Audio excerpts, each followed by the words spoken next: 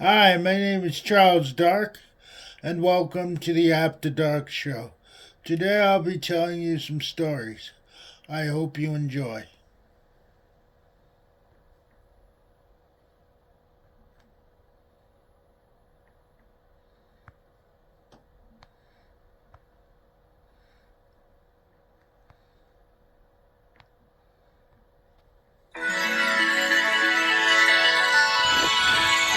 Scholastic Audio presents Goosebumps Horrorland 12 The Streets of Panic Park by R.L. Stein. Read by Susie Jackson and Mark Thompson. The story so far. Captured, 16 kids. Captured and taken to an enormous mansion. It looked like a castle with black stone walls and dark towers rising up on both sides. I'm Lizzie Morris. I'm 13. My brother Luke is 11. Yes, we were too young to face the kind of horror we found at Panic Park. We weren't prepared for that kind of evil. We didn't expect someone like the man, dressed all in black, who stood over us now. How did it start?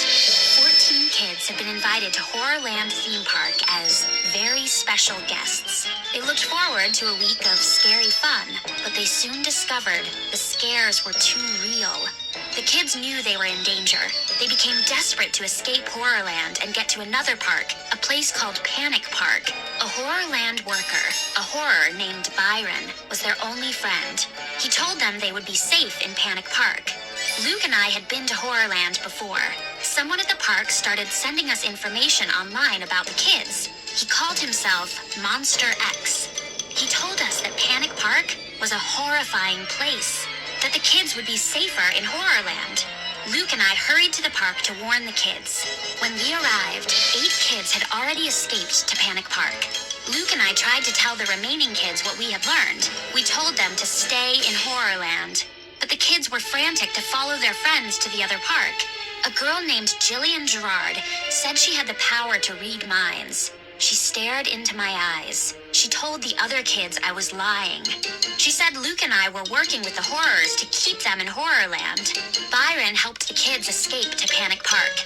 They didn't want my brother and me to come with them, but we followed them anyway. We thought maybe we could help them. Panic Park turned out to be a nightmare place. No color at all. The whole park was in black and white. Strange, sad shadow people followed us everywhere. We didn't see anyone else. We found a newspaper that said Panic Park had closed in 1974. Did we travel back in time? Were we in some kind of parallel universe? We were totally confused. We only knew for sure that Panic Park was much more terrifying than Horrorland. And now, here we were, all 16 of us, in this gloomy, cold mansion. We stared at the man in front of us. He stood on the stage behind a tall podium. He called himself the Menace. Even before he spoke, even before he told us his name, we knew he was someone we should fear. Chapter 1. The Menace was dressed in black from head to toe. His shirt and tie, his pants, his jacket, his shoes were the deepest black. He wore black gloves, and his face was completely hidden in the shadow of a wide-brimmed black hat. We had been forced to march down long, dark halls. The walls were gray, the plaster cracked and peeling. I saw no windows. We ended up in a huge, empty chamber. Our footsteps scraped loudly over the stone floor. The gray walls were bare. They rose up forever to a balcony that overlooked the chamber. At the front of the room, there was a stage and a podium, and the man dressed in black. There were no chairs in front of the stage. We stood awkwardly, huddled together. Behind us, the door was blocked by shadow people. They watched silently as the Menace gripped the podium with his gloved hands. Well, don't all of you look frightened? He said. His voice rang off the high stone walls. Matt Daniels is tall and athletic. He is one of the bravest kids. He stepped forward and shouted up to the stage, "Why did you bring us here? What do you want?" The menace uttered a cold laugh. Love the sound of your fear. He cried. Love it, love it. Matt stepped back. He muttered something to Carly Beth Caldwell. Carly Beth is little and pixie-ish and looks much younger than her age, 12. Luke and I stood behind them. I couldn't hear what Matt said. The menace's words still rang in my ears. His voice was deep, but hoarse at the same time. His icy laugh raised the hairs on the back of my neck. How does it feel to be so completely afraid? He asked. Do you think it's possible to be scared to death? Well, good friends, we're going to test that out, aren't we? Luke squeezed my hand. Is he for real? He whispered. I started to answer, but the words caught in my throat. Billy Deep and his sister Sheena took a few steps back from the stage. They kept glancing behind us to the door, probably thinking of making a run for it. Brittany Crosby and her friend Molly Malloy couldn't hide the fear from their faces. They stood with their arms crossed tightly in front of them and their jaws clenched. We escaped Horrorland to come to this place, Matt shouted up to the stage. We were told we'd be safe here. Safe? The menace replied. No one is safe in my park. He slapped the podium with both hands. Uh-oh, guys. Don't look now, but I think someone lied to you. His words created an uproar. We all started talking at once. And then Matt and Michael Monroe stepped in front of Jillian and her twin brother, Jackson.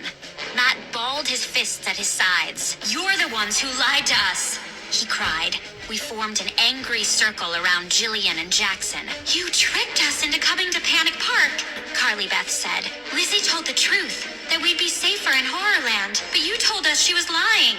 We thought you were our friends, Carly Beth's friend, Sabrina Mason, said in a trembling voice. How could you do that to us? Michael is big and powerful. His nickname back home is Monster. He pushed his face right up to Jillian's. Admit it. He said angrily. Admit it, Jillian. You tricked us into coming here because you and your brother were working for the menace the whole time. No, Jillian cried. She stumbled back, trying to get away, but Michael stayed right in her face. It's not true, Jackson shouted. Leave my sister alone. We were never working for the menace, Jillian stuttered, her face bright red. It's not true. It's not true. Oh, but it is true, the voice from the stage called. I gasped. A silence fell over the big room. It is true, the menace said to the twins. Don't lie to your friends. But, Jillian stammered. The menace raised a gloved hand to silence her. Where do you think your special powers came from? From that tacky wooden fortune teller? Of course not. Your powers came special delivery from yours truly, the one and only Menace. No, Jillian cried, shaking her head again and again. No, we didn't know, Jackson exclaimed. He turned to Matt and Michael and the rest of us. We didn't know we were helping the menace. I swear. You're both liars. Michael cried. No! Jackson tried to duck away, but Michael punched him hard in the stomach, then tackled him to the stone floor. Grunting and groaning, the two boys wrestled at our feet. Stop it! Stop it! Jillian screamed, her hands pressed tightly to her cheeks. Love it, called the menace, thumping the podium with his gloved fists. I can smell the fear in this room. Michael gave Jackson one last punch, then he jumped up. Jackson lay sprawled on his back, groaning and rubbing his sore stomach. Oh, come on! The menace sighed. Don't you want to fight some more? You know it makes me happy. I squinted hard, trying to see the face under the wide brim of the black hat, but I could see only shadow. Is there a face under there? The menace raised one arm and waved to the shadow people at the back of the chamber. Come over here, Shades. Take Jillian and Jackson away. Huh? Jillian let out a cry. Take them away! The menace ordered. They've done their job brilliantly, but I have no more use for them. Wait, Jackson cried. What do you mean? What are you going to do to us? Jillian wailed, but they didn't get an answer. Shadow people slid around them, covered them in a blanket of darkness, and herded them out of the room through a narrow door behind the stage. I shuddered. I could still hear the twins screaming from the other side of the door. The menace leaned over the podium toward us. How frightening is that? He said. Ooh, I'm shaking. I'm tingling all over. And the fun hasn't even started yet. I heard a noise. I turned in time to see Billy Deep spin around and break for the door behind us, his shoes clattering on the hard floor. "Let's go! We're out of here!" he screamed. Sheena started to follow him. "No, wait!" I cried. "Billy, don't!" I saw the danger. I guess Billy didn't care. He was almost to the entrance when a group of shadow people floated in front of him. They wrapped themselves around him. For a long moment, we couldn't see him. He disappeared behind the shadows. I held my breath and watched him come bursting out, right through the shadow people. We all saw him. We all saw what had happened to him. But his sister, Sheena, was the first to scream. "No! Oh no! What have you done to my brother?" Chapter 2. Billy stopped and spun back to us. I screamed. I couldn't help it. We were all screaming and crying out in shock. The shadow people floated back to the doorway, and Billy stood there, breathing hard, arms out at his sides. Billy's face was gray, the color of ashes. His arms, his hands, all shadow. His body shimmered like smoke. I couldn't see his eyes, his nose, his mouth. They were all a dark smudge, a shadow. Billy was only a shadow. "What have you done to him?" Sheena wailed, running up to Billy. "Billy, are you okay? Can you see? Are you in there?" Billy made a gulping sound. He glanced around, confused. I don't think he understood what had happened to him. Finally, he raised his hands and stared at them. I'm a shadow," he stammered. "So cold. Help me, Sheena. I feel so cold and strange." Too bad. The menace called from the stage. He tisk-tisked. Too bad, guys. Hard cheese, huh? Tough bananas. Billy Boy looked so much cuter before, when you could see his pretty face. "Change him back!" Sheena screamed. "Change my brother back!" Luke and I screamed too. "Change him back! Change him back!" We all started yelling. The menace raised both hands to silence us. Okay, no problem. He said. First chance I get, I'll make a note to remind myself. He laughed, an icy laugh that sent chills down my neck. Billy moaned. "But I'm not me. I feel so light, like smoke that could blow away." Very nicely said. The menace told him. You should be a poet, Billy Boy, but let me give you one bit of advice. Next time you tangle with my devoted shadow people, at least make a fight of it. I need to see more fighting. I really do. "He's totally nuts," Luke whispered in my ear. "And evil," I added. "Does he think his jokes are funny?" "I don't think he cares," Luke whispered. Then he shuddered. "Poor Billy." Michael tried to thump Billy's gray shoulder, but his hand went right through him. He took a deep breath. "Don't worry. He said. We'll get you back to normal." He turned to the menace. "Let us go! He shouted. You can't keep us here against our will!" Of course I can. The menace replied, leaning on his podium. I can do whatever I want. "We want to go home. Now!" Carly Beth spoke up. The menace snickered. Do you have any idea how far away from home you are? Time to catch on, people. You're not as dim as you look, are you? I'm the menace. I can keep you here forever. He pulled his hat lower on his head. I can do anything I want. He repeated. Because this whole world is mine. The shadow people at the door cheered. It sounded more like moaning than cheering. The menace bowed his head to them. Thank you. At least my people know their job, to cheer my every word and move. "Why did you bring us here? What do you want?" Carly Beth demanded. It's simple, guys. The menace said. I need to terrify you. Why? I cried. My voice shook. Why do you need to terrify us? You'll find out soon enough. He replied. I need to make you scream till your throats are on fire. He leaned toward us. Any problem with that? Chapter 3. I stared up at him in dazed silence. We had already sampled some of the scares of Panic Park. Did he really plan to torture us with more terrors? What kind of horrifying trap had we walked into? Matt stepped closer to the stage. We've all dealt with evil before, he told the menace. Everyone here has faced powerful villains, and we defeated them. That's the truth. Michael said. He bumped knuckles with Matt. Then he turned to the menace. You think you're so scary because you dress in black and talk tough? Well, look at us. There are 16 of us, and we're not scared of you. The menace pretended to tremble in fear. Oh, look, I'm shaking. I'm shaking. Behind us, the shadow people all laughed, moaning, lifeless laughter. The menace rubbed his gloved hands together. Very brave speech, Michael, my lad. But do you really think you've faced evil before? I don't think so. You have no idea what true terror is. He thumped the podium with both hands. I've had years and years to study evil. He said. Years and years to create total fear. He paused for a moment.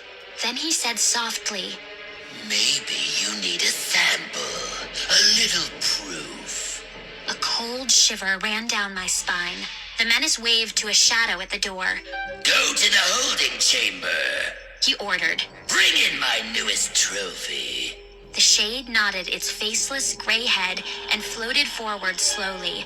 He was almost to the stage when the menace stopped him. Hold it right there. The menace said quietly. You're too slow, mister. You should move quicker when I tell you to do something. That's why I keep this handy. The menace reached behind the podium and lifted a black hose. It looked like a vacuum cleaner hose. He raised the nozzle and pointed it at the shadow. He pushed a button, and I heard a whining roar. No, please, the shadow cried. Please, I'm begging you. The menace tossed back his head. His laughter rose above the roar of the vacuum. The shade raised his hands to protect himself. He struggled to pull back, but the vacuum was too powerful. I uttered a cry as his head disappeared, sucked into the roaring hose. His shoulders folded in like tissue paper and vanished with a thwop into the vacuum nozzle. Then his arms, his chest, his whole body. I didn't want to watch, but I couldn't turn away. I stared, frozen in horror, until his feet were sucked into the hose, and he was gone. Silence. The menace waved to another shade. This one didn't need to be told. He flew past the stage and disappeared through the doorway in the back wall. My heart was racing. I felt dizzy. The menace had destroyed that shadow person so easily. He laughed while he did it. He's powerful and deadly, I thought, and totally crazy. What did he want with us? Did he just want to scare us to death? For fun? To amuse himself? The menace turned to the doorway. Bring it! He shouted. Bring in my new trophy! The shadow appeared in the doorway. I squinted to see what he was carrying, but it was too dark. He floated toward us into the light. He raised the trophy high, and I opened my mouth in a high shriek of horror. He was holding Jillian's head! Chapter 4. I covered my eyes with a trembling hand. I could hear other kids screaming. I heard sobs and cries of disbelief. Even with my eyes covered, I still saw Jillian's head, with its brown hair flowing behind it, the dark, wide-open eyes, the mouth drooping open. No, no, no, no, Carly Beth moaned by my side. I opened my eyes. I saw Sabrina bent over, puking on the floor. Abby and Julie were hugging each other tightly, tears pouring down their faces. I thought this trophy might get your attention. The menace said. It's a beauty, isn't it? All that lovely brown hair. He took Jillian's head from the shadow person. He gazed at it for a long moment. See? He said, turning back to us. I can do anything I want. Anything. Luke huddled close to me. He kept swallowing hard, trying not to puke. The menace raised Jillian's head by her hair. Think fast! He shouted, and he heaved the head at us. I screamed. Luke ducked. Robbie Schwartz caught the head. He uttered a cry and staggered back. His eyes bulged with horror. And then his expression changed as he got a closer look. Hey, He said. hey, it's rubber. It's not real. Kids gasped in surprise. I let out a long sigh of relief. Only rubber? The menace laughed. April Fool's, guys. Next time it will be real. He said. Maybe it'll be your ugly head. Luke wrapped his arm around my waist. His whole body was trembling. Why are you doing this? I shouted to the menace. Why don't you let us go home? Lizzie, where are your listening skills? He asked. I told you, I need to keep you here. I need you to survive the most terrifying horrors I can dream up. I need to collect your fear. He motioned to the shadow people guarding the entrance to the room. They floated forward like a fog rolling in. The air grew icy as they surrounded us. I began to shiver from the cold. A shade clapped a silvery bracelet on my wrist and snapped it shut. The bracelet pressed tightly into my skin. What is this? I stammered. I heard the metallic snap of bracelets. Everyone was getting one. Don't panic, people. The menace said. At least, don't panic yet. He laughed at his own joke, and the shadow people joined in, chuckling softly.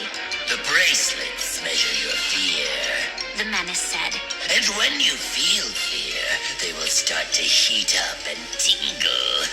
Oh boy, so sweet. I can almost feel them tingling right now. Matt tugged hard at his bracelet, struggling to pull it off his wrist. I don't think you should try to pull the bracelets off. The menace said. You see, any hard tug, and they will burn themselves into your flesh. The menace leaned forward over the podium. Go ahead.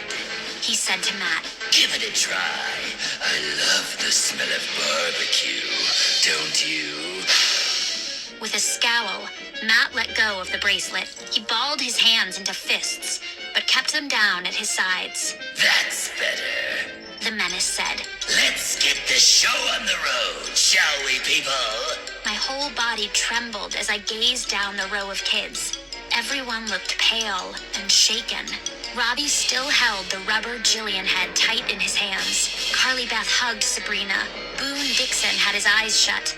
The menace turned to the door behind him. Bring out the fear meter! He shouted. I heard the rumble of something heavy, like furniture being moved. The rumble grew louder as someone wheeled the fear meter into the room.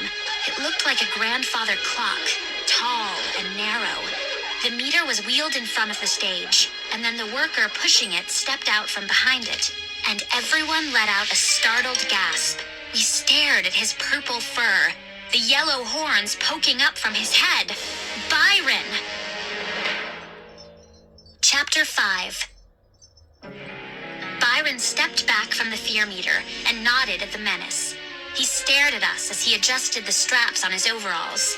Why did you trick us? Robbie yelled at the tall horror. We thought you were helping us, Carly Beth shouted. We thought you were on our side, You thought wrong. Byron replied. Are you all totally clueless? The menace said. Did you really think Byron was your friend? He lied to us, like Jillian and Jackson did. Robbie scowled. He tossed the rubber head at Byron. It bounced off the horror's big chest and landed on the floor. Everyone started talking at once. Luke turned to me. They really thought Byron was their friend. He tricked them, I said. Now we're all caught in his trap. People, get a grip. The menace waved his hands to get us quiet. You aren't the only ones Byron fooled. He fooled all the horrors at Horrorland, too. They thought he was working with them to protect you, but he was my guy right from the start. Matt shook his head. I trusted you, Byron, he muttered. You gave me that Panic Park key card. I thought you were trying to help us. That key card got you interested in Panic Park. Byron said.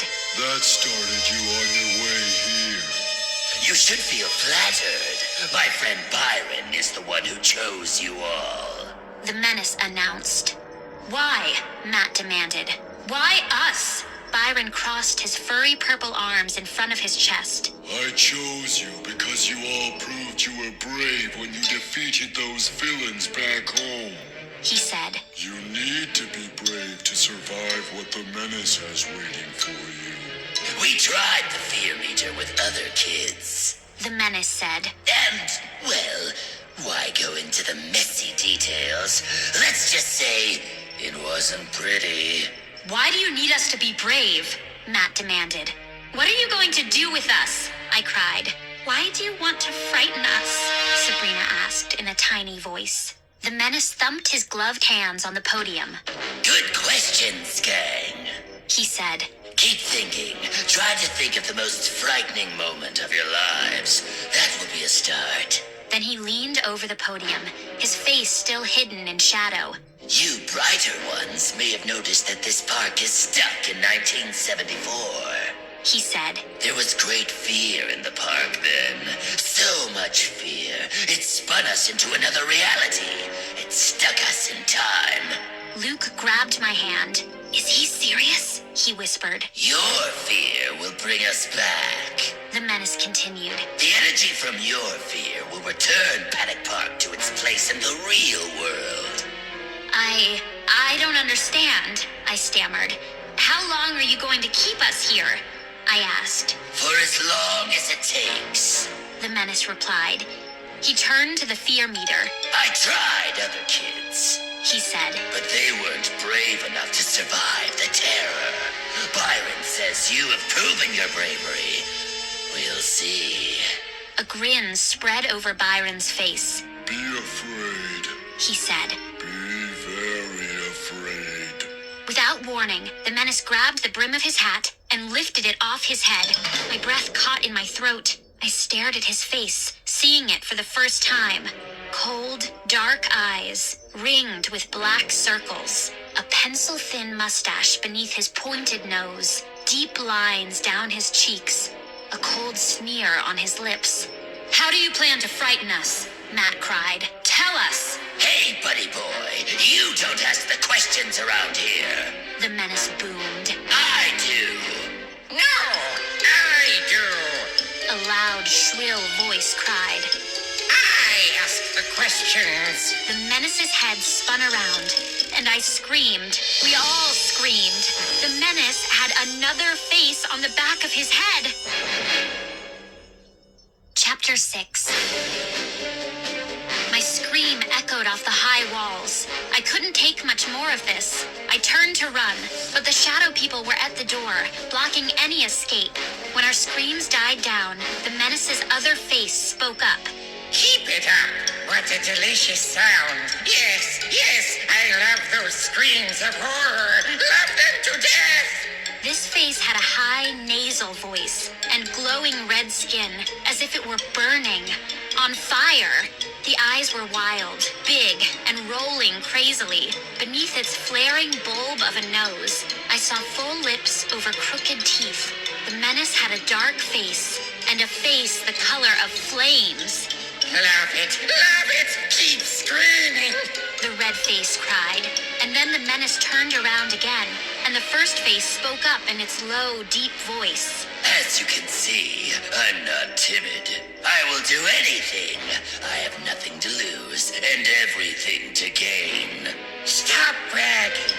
They get the idea. The second face snapped. I'm not bragging.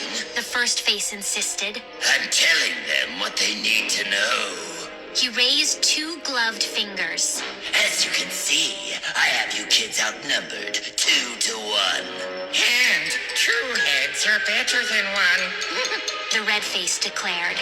You guys are going to bring my park back to the real world. The dark face said. By the power of your terrified screams. He turned to Byron, standing by the tall wooden piece of furniture. Start up the fear meter. He ordered. Byron reached into the back of the box. I heard a click. Then the machine started to hum. Byron turned it so we could see the narrow tube on the front. It looked a little like a thermometer. The fear meter hummed for a while. The hum grew louder, and I saw a red line climb from the bottom. Yes, it was exactly like a thermometer. It had numbers etched on the side, from 1 to 100. We all watched in silence as the red line slid up, until it stopped at 20. Oh no! The menace groaned. People, you must do much better than this. You're just not trying, guys. Your fear's got to hit 100. His head spun around, and the red face spoke up. I'll bet we can find something juicy to get that fear climbing. He waved a gloved hand. The shadow people began to move. They floated silently across the room. They surrounded us. I could feel the icy cold rolling off them. I started to shiver. I couldn't see. They floated over us like a black cloud. I felt a cold force, a pressure like powerful wind, pushing me one way, then the other. Luke? I called to my brother. My voice was muffled under the thick blanket of shadows. Luke? Luke? Are you okay? No reply. I felt sick. My stomach felt tight and heavy. I kept picturing the menace and his 2 faces. 2 faces on one head. How did he do that to himself? Was that part of his plan to frighten us? Suddenly, the shadows lifted. Light poured over me. I stood with the other kids, shivering from the cold. Luke huddled beside me, his teeth chattering. I raised my eyes to the stage. The red line on the fear meter had risen to 25. If this is how frightened we feel at 25, how will we survive fear that reaches 50 or 100? I turned to the menace. Why won't you answer our questions? I asked. Why won't you tell us what you plan to do with us? His dark eyes peered down at me. You will help me get Panic Park out of 1974. He said. You will. His other face spun around. Don't tell them. He cried. Just show them. He pushed a button on the podium. I screamed as the floor dropped away. I fell hard and fast. I saw the others falling beside me. My hands flew up as I dropped straight down, screaming all the way. Chapter 7.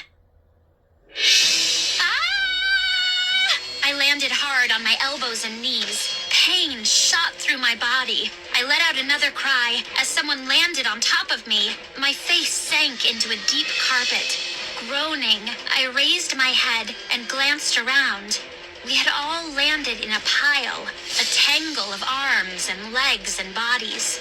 Groaning, I scrambled to my knees. My neck throbbed. My back ached. My heart was fluttering. I took a deep breath and held it. You're okay, Lizzie.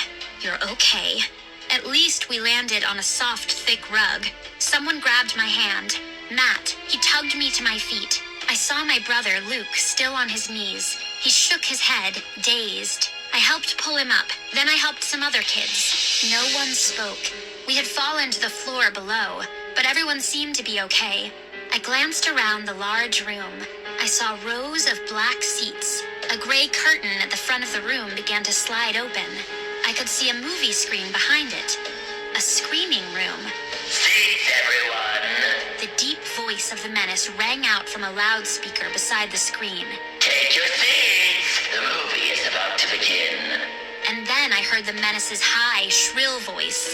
So sorry, there's no popcorn, but you probably won't mind. I don't think you'll be too hungry after you see this movie.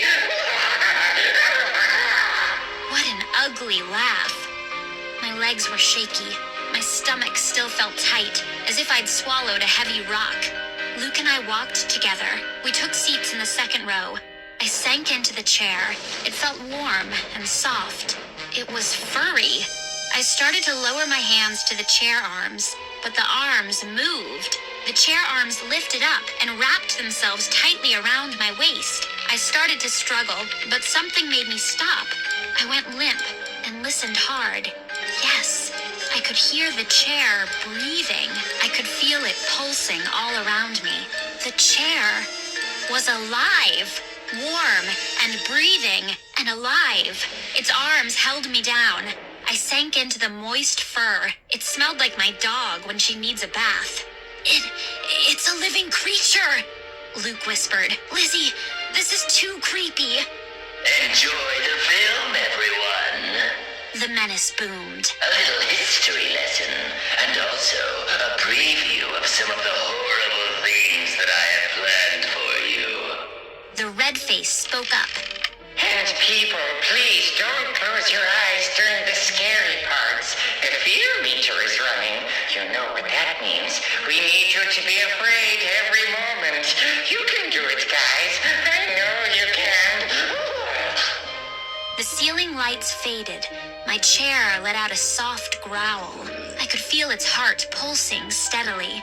Another chair growled. I turned to Luke. Even in the darkness, I could see the fear on his face. Carly Beth and Sabrina sat in front of us. Carly Beth's chair had its arms wrapped over her arms. She couldn't move. The movie started, black and white, like everything in Panic Park. It focused slowly. I saw a roller coaster. The sound came on. Kids on the roller coaster, screaming and laughing. The camera was in a roller coaster car. The car roared up a steep climb, picking up speed, and as I watched it rise, my chair took off. I felt it shoot up off the floor, growling softly. It floated higher, picking up speed, higher, toward the dark ceiling of the theater. Was this one of those fake rides where your chair jerks you all around and you pretend you're flying? No, we were all really up in the air. I could see the floor far below. I screamed as the chair tilted one way, then the other. I saw what was happening. Our chairs were all tilting with the kids in the movie coaster. I tilted back. The arms gripped me tighter. I couldn't move. I couldn't breathe. The chairs all tilted down and sank fast. Our screams joined the screams of the kids in the movie. My chair twisted me one way, then the other. And then, with a whoosh, it lifted me up again. I flew high, then came roaring down, squealing down, shooting down, bumping and bucking. I felt the chair's heart pounding with mine, felt its furry arms tighten, listened to its soft growl. And as I stared helplessly at the screen, the coaster car in the movie went flying off the tracks. Kids on the screen squealed in horror, and I opened my mouth in a terrified wail as my chair went flying out of control across the theater. Chapter 8. Oh no. Oh no! I heard a sickening crash in the movie. My flying chair had spun the wrong way. I couldn't see the movie screen, but I pictured those poor kids, pictured them crashing to the ground. And then my chair started to spin. It whirled faster, like a top. I shut my eyes. When I opened them, my chair was back on the floor, in the second row behind Carly Beth and Sabrina. I tried to shake off my dizziness. The two girls were trembling too. The movie screen went gray. The voice of the menace boomed through the loudspeakers. Well, we went off the tracks there. I hate when that happens, don't you? He laughed. His red face chimed in. That was the beginning of it all. Back in 1974, things started to go wrong in the park. We lost a few kids that day. Big whoop, right? Win a few, lose a few. The movie began again. It showed a tall, narrow stone tower. The tower stretched high above the park. A sign in front read, "Tower to Nowhere." The camera moved inside the tower. People were climbing stone stairs. The stairs wound around and around. As I watched them climb, the air in the theater grew warmer. People leaned forward as they climbed. The steps grew steeper. The people climbed in small circles. The tower seemed to grow even more narrow. The air grew hotter, hot and wet. So hot, my nostrils started to burn. Drops of sweat ran down my forehead. It's hard to breathe, Luke whispered beside me. Yes, the air was suffocating. My face burned from the stifling hot air. I began breathing through my mouth. My deep breaths made my chest burn too. In the movie, people kept climbing, jammed together. They kept circling the tower, trudging higher. The screen went gray again. A spotlight flashed on at the side of the screen. The menace stood behind a small podium. His hat rested on the podium shelf. His dark face peered out at us. More annoying problems for Panic Park that year, He said. People climbed to the top of the tower to nowhere and never came back down. We got into a little trouble for that. He sighed. No one understood me. My experiments with the outer limits of fear became more and more brilliant, but no one appreciated me. His head spun around, and his second face snapped at him. You think you were so brilliant? You were brilliant like an ox. I told you the tower to nowhere was an awful idea, but did you listen to me? The head spun around. Shut up! The dark face barked. Shut up! Shut up! When I want your opinion, I'll rattle your cage. The head spun again. You're not too big to slap. Who's going to do it? You? Please, don't make me laugh. I've got chapped lips. Think I can't give you a slap that'll set your head spinning? Go ahead. See who it hurts. Imprisoned in the chair, I sat staring as the two faces argued. I couldn't move, could hardly breathe. The man is a monster, I told myself. Look at him, fighting with his second face. A monster. Did he do that to himself? Give himself a second face in his experiments in fear? He will do anything. Anything. How can we survive a total monster? The spotlight went out. The movie started again. I saw a white building. A sign above the entrance read, "Ride the Whirlwind." The camera went inside, dark at first, and then the picture brightened, and I saw people in a long tunnel, people being blown off their feet, lifted by a powerful, roaring wind. A boy flew across the screen. His shirt had blown over his head. A girl held onto his leg as the wind carried them down the tunnel. Her hair blew high above her head. They were both screaming in horror, helpless in the powerful, raging wind. And then I felt a burst of cold wind brush my face. Another strong gust blew my hair up high on my head. A swirling wind blew through the movie theater. Some kids screamed as the wind pressed us back into our living seats, pushed against us as if trying to blow us away. Can't breathe. The words escaped my throat, and then I heard kids screaming all around me. I can't breathe. Stop it, please. Stop it. Turn it off. Can't you turn it off? Experience the whirlwind. The menace screamed from beside the screen. I could hear people shrieking and wailing in the movie, but I couldn't see them. My eyes were shut tight against the roaring wind. Experience the whirlwind. The menace repeated. He laughed his cold laugh. Live it. Live it. My chest was about to burst. I couldn't suck air in or out. The raging waves of wind were too powerful.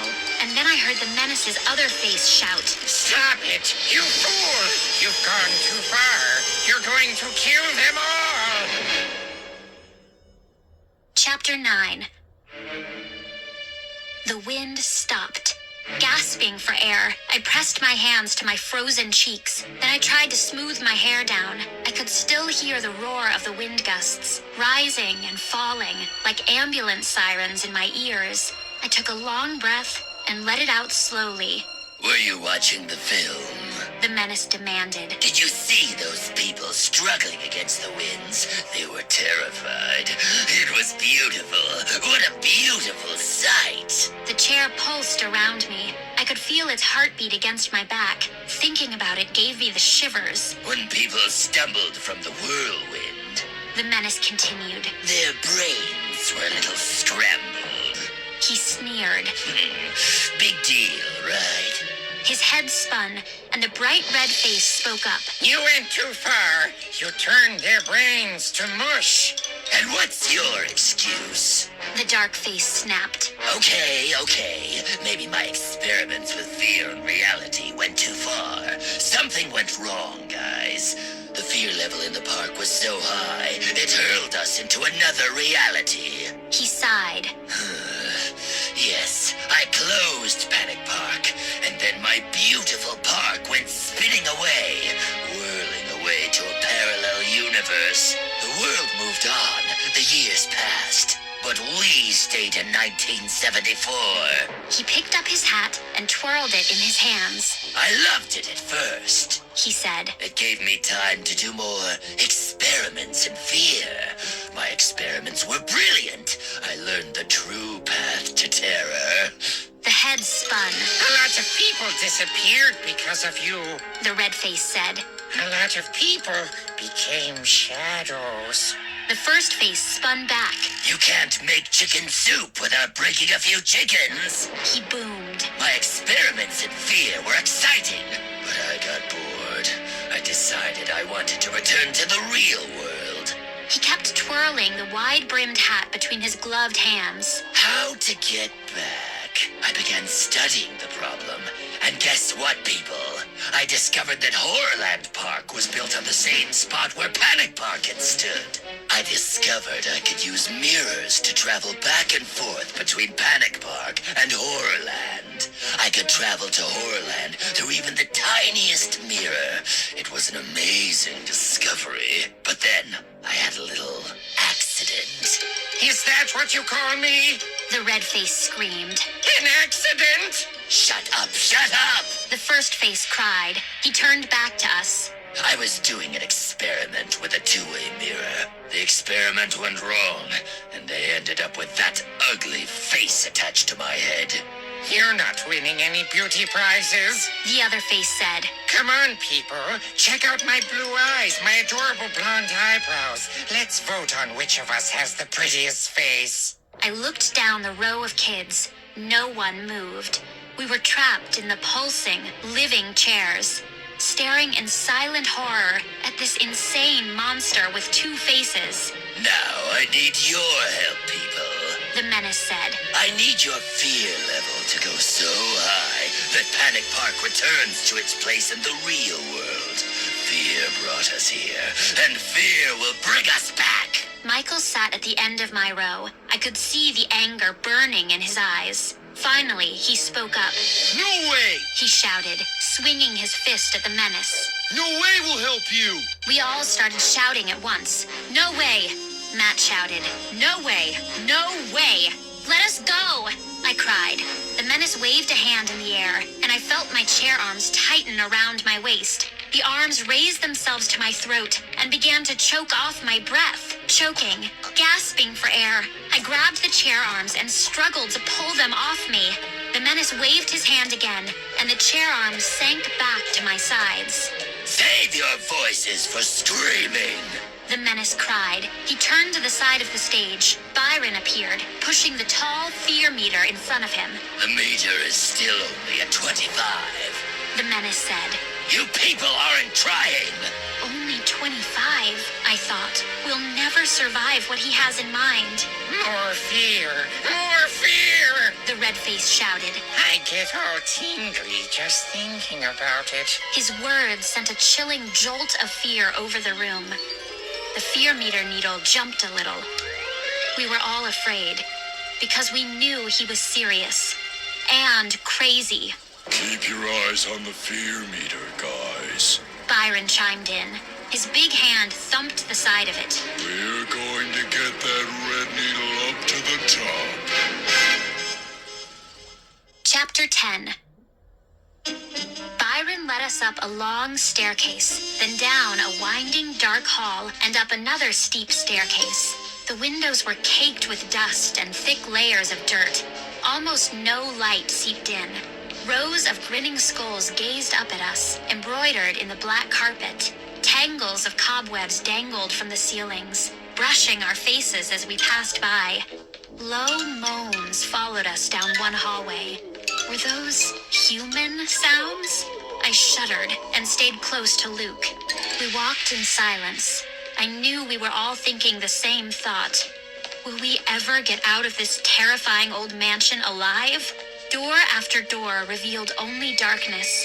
One wall was filled from top to bottom with hideous, grinning animal heads. Another wall had a collection of thin, rubbery things nailed to it.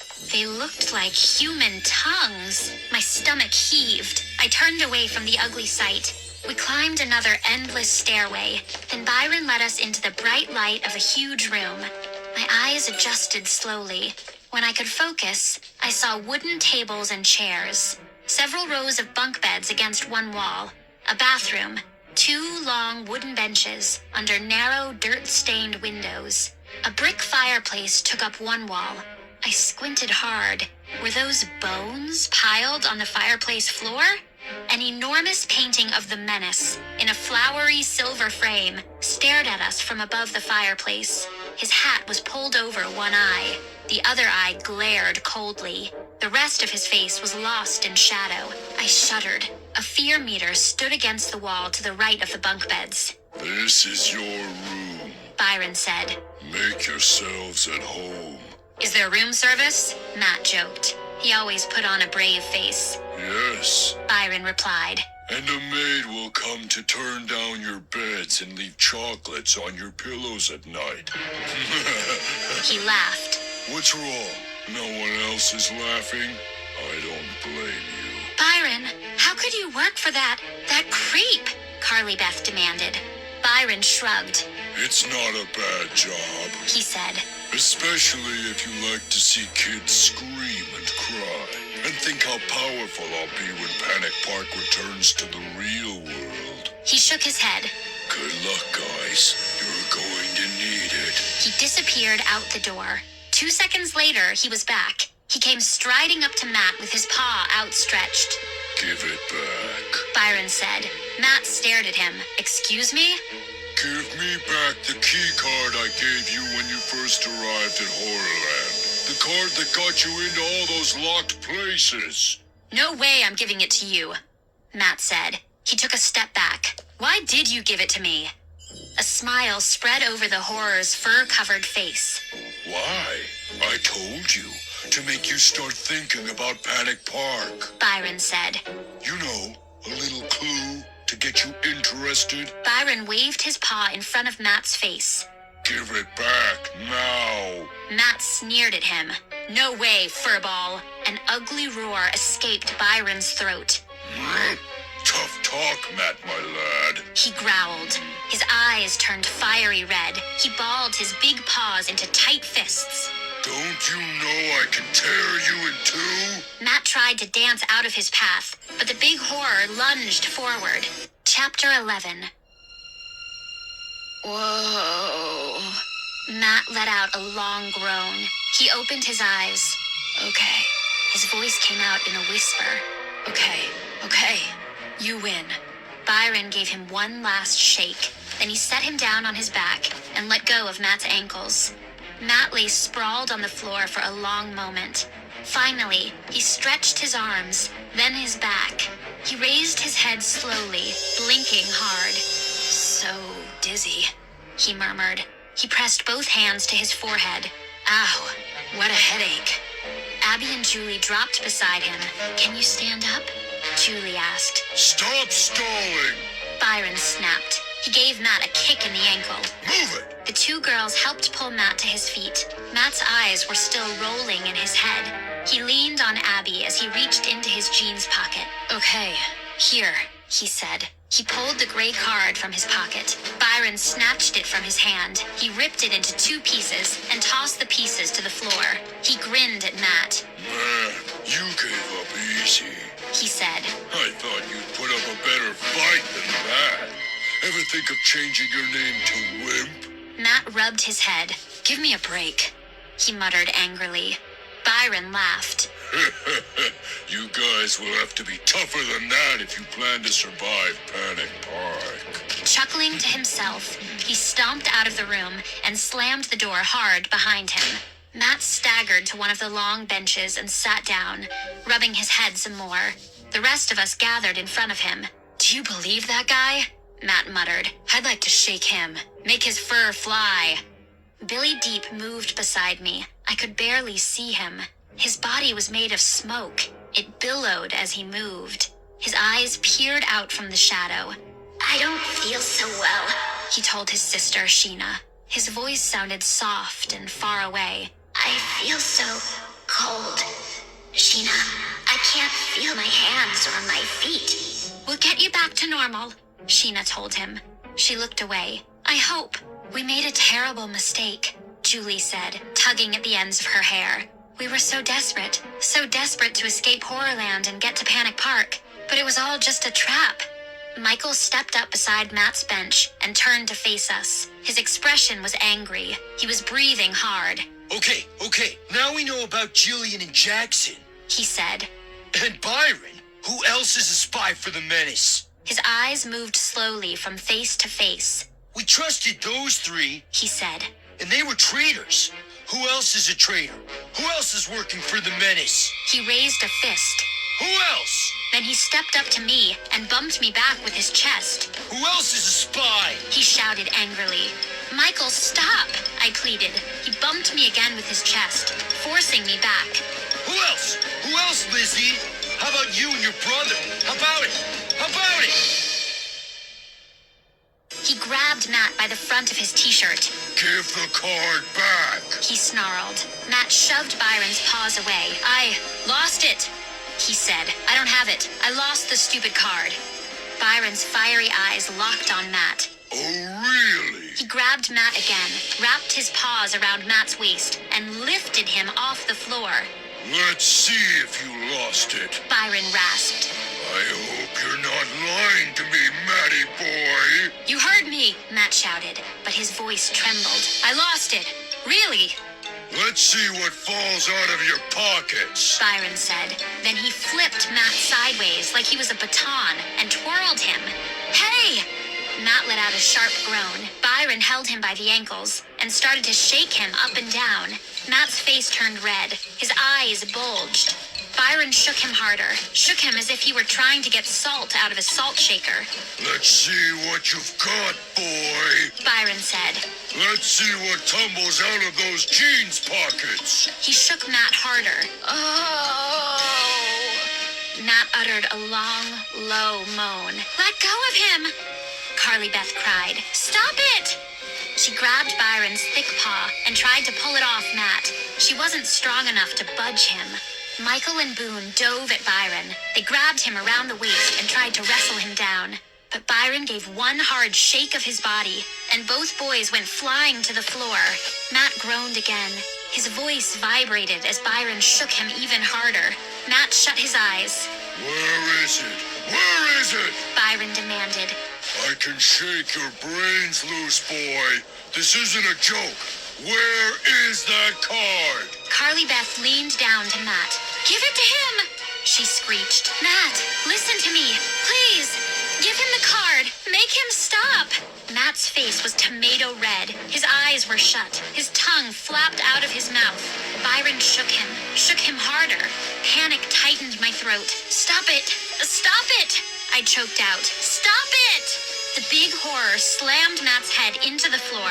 Matt's eyes rolled up into his head. Ignoring our cries, Byron shook him some more. Chapter 12. No, please, I choked out. Michael bumped me again. Leave her alone, Luke shouted. We're not spies. Michael spun around and leaned over Luke. We don't know you, he shouted. You're not special guests. You arrived just in time to follow us to Panic Park. Boone stepped up beside Michael. He scowled at me. Michael is right. Why are you and your brother here? You're working for the Menace, aren't you? You're wrong, I screamed. I shoved Michael back. You're wrong about Luke and me. We're the ones who tried to warn you, remember? They stared at me. Michael lowered his fists. I tried to warn you about Panic Park, I said. I said we should all stay in Horrorland. But then Jillian pretended to read my mind. Remember? She said I was lying. Luke chimed in. Now, we all know who was lying. It was Jillian, so leave my sister alone. Michael angrily gazed around the room. Who else is a spy? Who else is a traitor? Carly Beth grabbed him by the shoulders. Michael, listen to me, she said softly, calmly. We're in terrible danger. We have to trust each other. She's right, her friend Sabrina said. We can't stand here arguing and turning on each other. We have to get out of here. Michael grumbled to himself. Then he let out a sigh and dropped beside Matt on the bench. We're in a horrible jam, Carly Beth said. If we survive the Menace's scares, he wins. Panic Park returns to the real world. Imagine the terrible things he could do then. But what choice do we have? Robbie asked. Not to survive? If we survive, we help him, I said. And if we don't survive, we're dead. There's one more choice, Matt said. We get out of here. He jumped to his feet. If we escape Panic Park, the Menace loses, he said. He pointed to the fear meter against the wall. If we can get ourselves back to Horrorland before that meter hits 100, the Menace loses big time. His park is stuck here in 1974. But how? Sheena asked in a trembling voice. How can we escape? Look at my brother. Billy is a shadow. If the Menace can do something like that to us, how can we ever hope to escape? Matt is totally right. Michael said, jumping up. So the Menace is powerful and evil and crazy. That doesn't mean we just sit here and wait for him to terrify us. We got to act. Matt bolted toward the door. Let's go. It's probably locked, Carly Beth said. And the Menace is probably listening to every word we say. We've got to try, Matt said. We trotted after him. He grabbed the brass doorknob, twisted it, and pulled. The door swung open. Not locked, Carly Beth cried. Did Byron forget? Or is it a trap? Julie asked. Her words sent a chill down my back, but I knew we didn't have a choice. Matt stepped out into the hall. I took a deep breath and followed him. Chapter 13. The long, dark hall stretched both ways. The skulls stitched in the carpet stared up at us. The dirt-caked windows let in an inky gray light. The air was hot and smelled musty and sour. We didn't walk. We ran. Our shoes thudded on the thick carpet. We hurtled down one long hall, turned, and ran down another. We're up high. Michael said breathlessly. We have to find a stairway down to the first floor. We turned another corner. No sign of any stairs. We ran past a tall mirror, cracked down the middle. I pressed my hand against the glass. It was hard, not an escape route. Oh, wow, Carly Beth muttered from up ahead. I followed her gaze. A TV monitor hung from the ceiling. It showed the fear meter. The red line had climbed to 40. The bracelet on my wrist was tingling. I felt it grow warm against my skin. We have to stay calm, I said. We can't let our fear level climb. Stay calm? Abby cried. Are you crazy? Matt gave her a gentle push. Keep moving, he said. Don't look at any TV monitors. Don't pay any attention to that meter. Just keep going. Matt led the way. We started to jog again. Down another long, straight hall. A black cat sat hunched in the middle of the carpet. No, not a black cat. As I trotted closer, I saw that it was a shadow cat. It floated just above the carpet, gray eyes peering out at us. It uttered a sad meow as we ran past. At the end of the hall, I saw two shiny doors. A dead end, Carly Beth gasped. We have to go back. No, wait, Matt said. Check it out. He pointed to a button at the side of the two doors. It's an elevator. It'll take us down, Boone said. He wiped sweat off his forehead with the sleeve of his t-shirt. Maybe it'll take us to the basement, and we can sneak out. We stared at the shiny double doors in silence. Matt pushed the button. Once, twice. The doors slid open slowly. We stared into the elevator car. It was narrow and deep. The walls were solid black. A single light bulb cast a triangle of dim light from the low ceiling. We jammed into it, all 16 of us. The car rocked a little under our weight. We pressed together, too nervous to speak. The doors squeaked as they slid shut. As the doors slammed together, the light went out. "Oh no!" I cried. My heart skipped a beat. Kids groaned and gasped. Total darkness. "Not much air in here," Julie said behind me. "It's getting hot already." "Lizzie, you're in front," Abby said. "Push the button. Push the button." I stabbed my hand forward and hit the wall. I ran my hand up and down beside the door. "Push it," Boone called. It's getting really hard to breathe." "I can't find it," I said. I slid my palm over the elevator wall. I tried the wall on the other side of the doors. I began groping the wall frantically.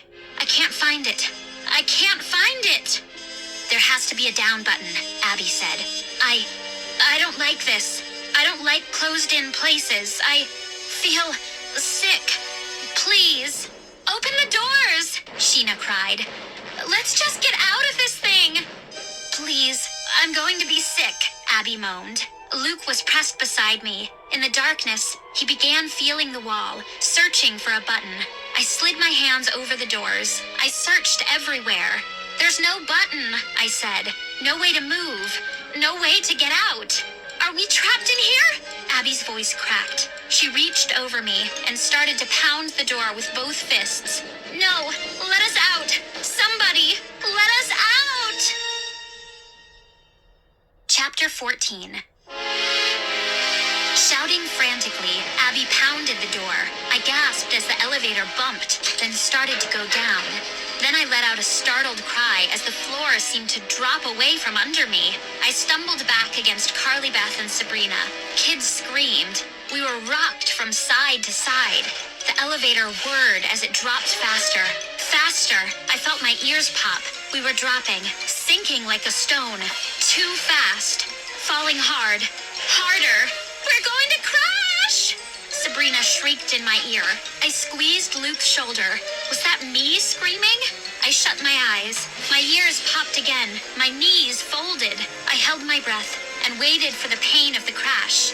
The elevator hit the bottom with a deafening thud. The car rocked hard, bounced up, then slammed down again. I screamed as the force of the fall dropped me to my knees. Kids were groaning and crying. "Ow!" Someone's elbow slammed into my back. I toppled forward. The light flashed back on. At least we're alive. Robbie groaned from the back of the car. We quickly scrambled to our feet. My back hurt. I was breathing hard. "Open the doors," Abby said. "Please, hurry. I'm going to puke." I slammed the doors with my open hands. Squinting in the dim light, I searched again for the elevator button. I couldn't find anything. Let me try. Michael said, pushing to the front. He balled his fists and pounded with his monster strength. The doors didn't budge. "It's getting so hot in here," Boone said. "I feel dizzy. Kind of faint." Billy spoke up. I'm just a shadow. Maybe I can slip out through a crack and open it from the outside. He floated like a cloud to the front. Michael stepped out of the way, stumbling over Sabrina.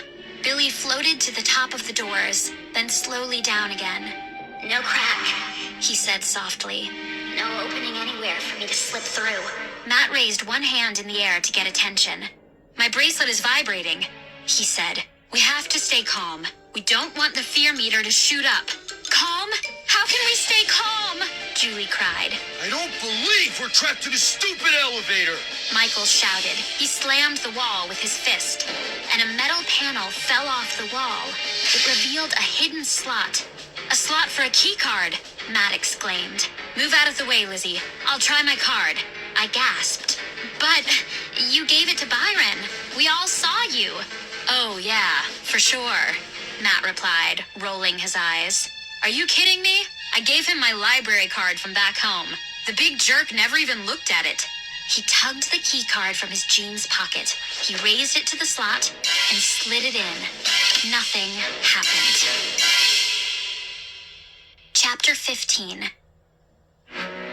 I my stomach tighten. I stared at the elevator doors. No one spoke. Every second seemed like an hour. Finally, I heard a soft hum, and the doors slid open. Some kids cheered. I started to laugh. Crazy, tense laughter. I darted out of the elevator. Luke nearly tripped me, stumbling out beside me. We all bolted out of there as fast as we could. Where were we? I gazed around. We were outside, staring into the gray sunlight, standing in the shadow of a back wall of the Menace's mansion. "Let's go," Matt said.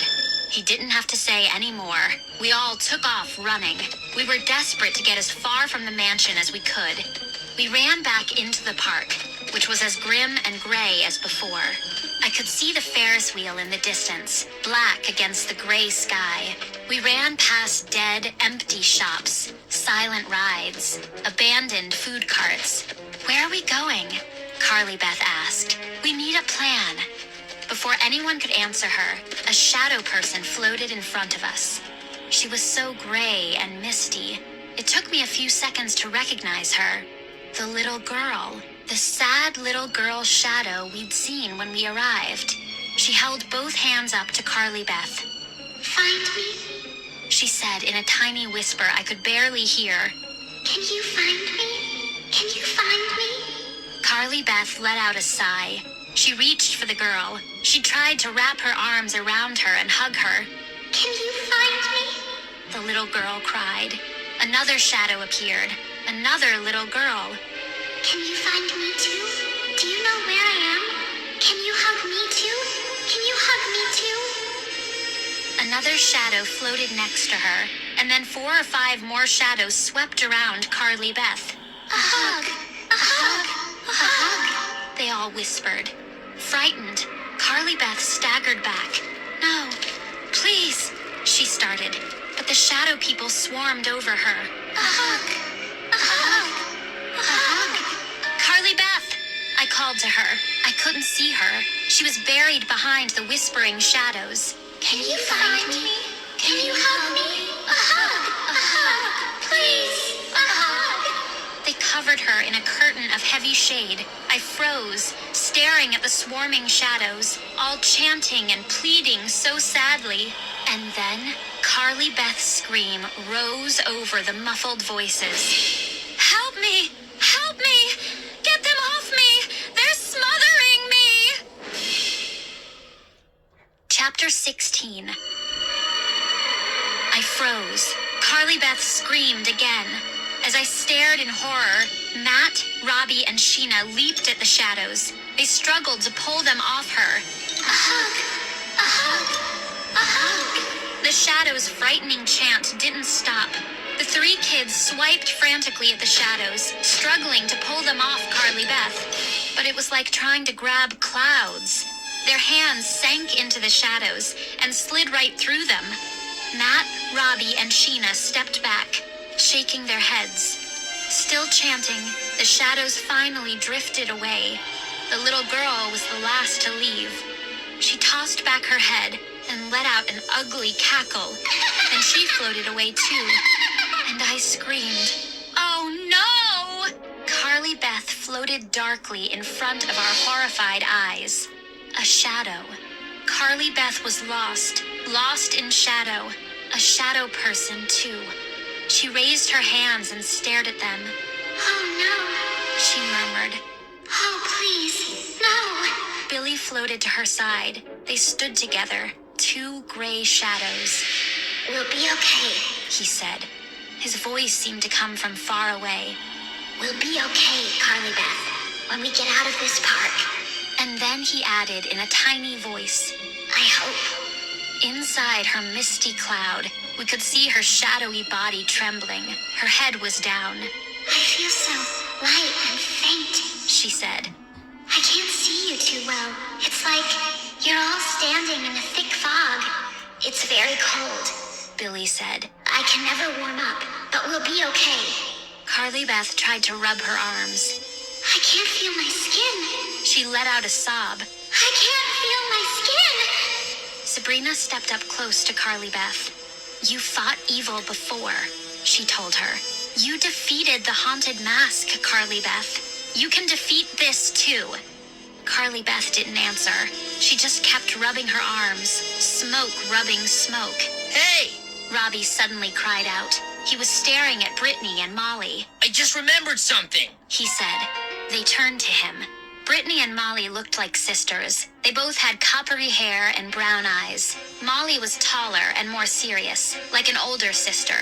You remembered something about us? Brittany asked. Robbie nodded. You two already made the trip from Panic Park to Horrorland. He said. Don't you remember? You came to the game arcade. I was in trouble there. Brittany scrunched up her face, thinking hard. Yes, she said finally. Yes, I kind of remember. You came back to Horrorland. Robbie said. You tried to get me to come with you to Panic Park. Yes, we did, Molly said. My memory, it's weird. It seems like it happened a long time ago. Well, how did you do it? Robbie demanded. Think hard. You've got to remember. How did you get out of Panic Park? How did you get to Horrorland that night? The two girls stared at each other. I could see they were concentrating, trying to remember. That's so weird, Brittany muttered. I don't remember. I can't remember either, Molly said, shaking her head. How did we get back to Horrorland? Keep thinking. Robbie urged. Come on, you can do it. You can remember. I remember it was very windy, Brittany said. Windy? Molly said. Yes, I think you're right. I remember my hair blowing all over. I had to shut my eyes. Yes, it was windy. I remember we walked through a building, Brittany said, thinking hard. A white building. Like that one over there, maybe. She pointed. We all turned and gazed at a low white building with a flat black roof. It had a dark window beside an open door. I didn't see any sign in front. Nothing to tell what was inside. Yes, it looked just like that, Brittany said. I think. Should we check it out? Robbie asked. No one answered. We were already walking toward the building. We stopped outside the open door. Dark inside. Too dark to see what was in there. It's like a little house, Matt said. He frowned. Why would there be a little house in the middle of Panic Park? Are you sure the building you used to escape looked like this? Robbie asked Brittany and Molly. Brittany scrunched up her face again. I think so, she stammered. Molly nodded. It's so hard to remember. Maybe the menace messed up our memories. Let's go in. Michael said. He didn't wait for anyone to argue. He stepped into the doorway and strode into the building. The rest of us followed close behind him. It's a waiting room, I said as soon as my eyes adjusted to the dim light. I saw a few chairs, a couch, a table with a stack of magazines, a reception counter behind a glass window, a doctor's waiting room. A thick layer of dust covered everything. I picked up some magazines from the table. The pages were yellowed. The magazines were all from 1974. Oh, yuck, Abby moaned. She was staring at a fish tank in the wall. The goldfish in the tank were just bones, skeletons floating on their sides. No one has been here for years, Luke muttered, and then a voice shouted from the reception desk. The doctor will see you now. Huh? A man in a totally weird superhero costume burst into the waiting room. Oh no! Robbie cried. It's Dr. Maniac!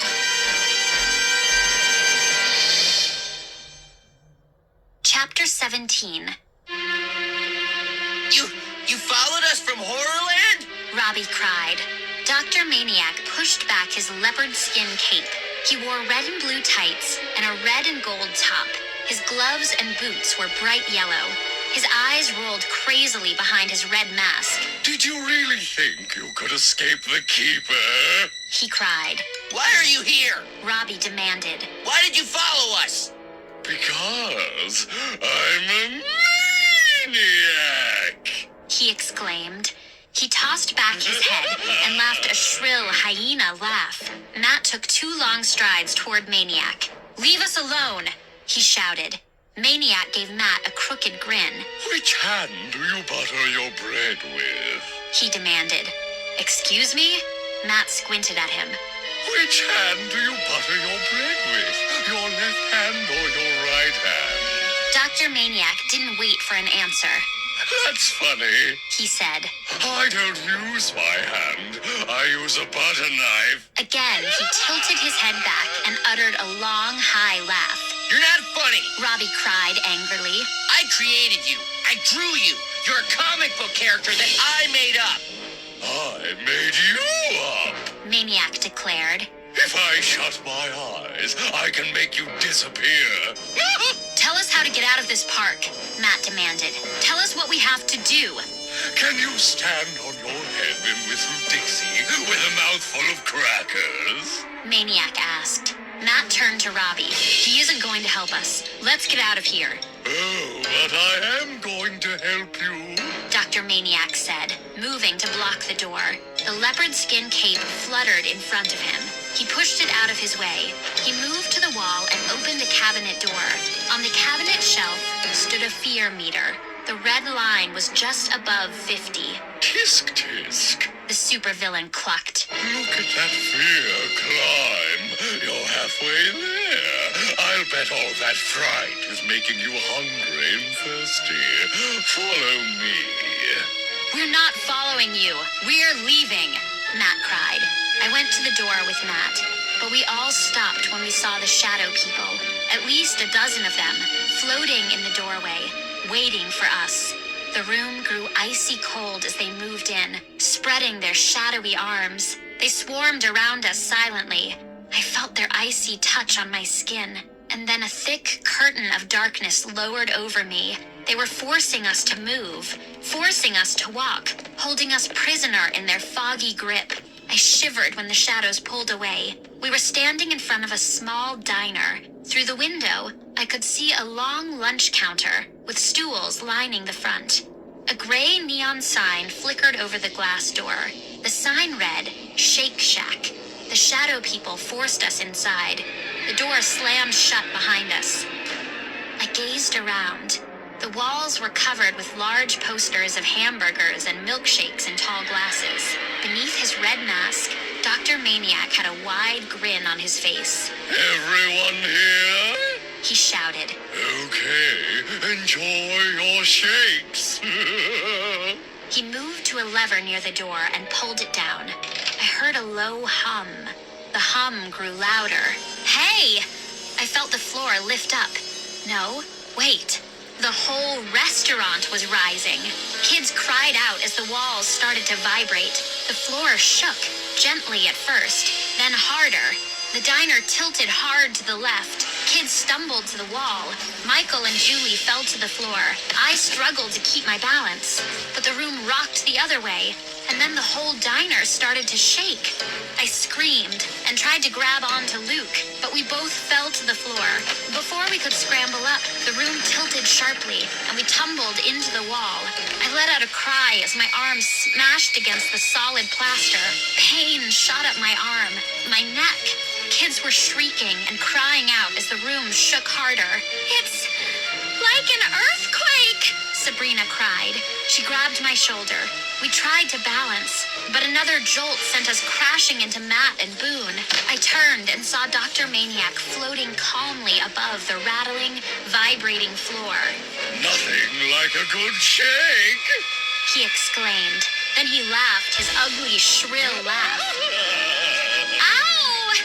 I let out another cry as Michael stumbled into me. We both slammed against the wall. I think I broke my arm, someone wailed. Stop! I'm so dizzy, Julie yelled. Another hard jolt, up, then down, and we bounced like rubber balls on the floor. My stomach lurched. I felt sick. I pressed my hand over my mouth, tried to force my stomach to stop heaving, and my head slammed against the wall again. I dropped to my knees. My knees bounced hard on the quaking floor. Stop it! Please! Stop! That's the way the ball bounces. Maniac cried. Then he tossed back his head and giggled at the trembling ceiling. No! Boone screamed as his head rammed into the wall. He bounced on the floor, eyes shut in pain, holding his head. Shaking against the wall, Abby's knees buckled. She leaned over the floor and puked loudly. I staggered from side to side. Looking up, I saw Maniac's eyes on me. Oh! I felt a jolt from his hard stare, and I went flying backward. My head smacked the counter. Pain shot down my body. I saw stars. I actually saw stars. And then everything faded to black. Chapter 18. Lizzie, wake up! Wake up! I heard Luke's voice. It sounded very far away. Slowly, I opened my eyes, groaning from the pain. Luke was on his knees beside me. His hands were on my shoulders. Are you okay? I guess. My voice came out in a hoarse whisper. I sat up. Slowly, the room came back into focus. The shaking had stopped. Kids were sprawled everywhere. They looked dazed, in pain. Boone still had his hands pressed against the top of his head. Matt stood doubled over against the counter. Carly Beth and Billy hovered close together in the middle of the room. Still shadows, they had faded to a pale gray, like smoke from a dying campfire. Julie and Abby had their backs against the lunch counter. Both girls were trembling hard. Their knees quivered. Their arms were shaking. I could hear their teeth chattering. I can't stop shaking, Julie stammered. They both hugged themselves tightly, but their whole bodies trembled as if the room was still going crazy. Dr. Maniac laughed at them. That's a really bad case of the shakes. He cried. His grin faded. Don't worry, girls. If you die, you'll probably stop shaking after a few weeks in the grave. Abby moaned. She was trembling too hard to talk. Maniac laughed again.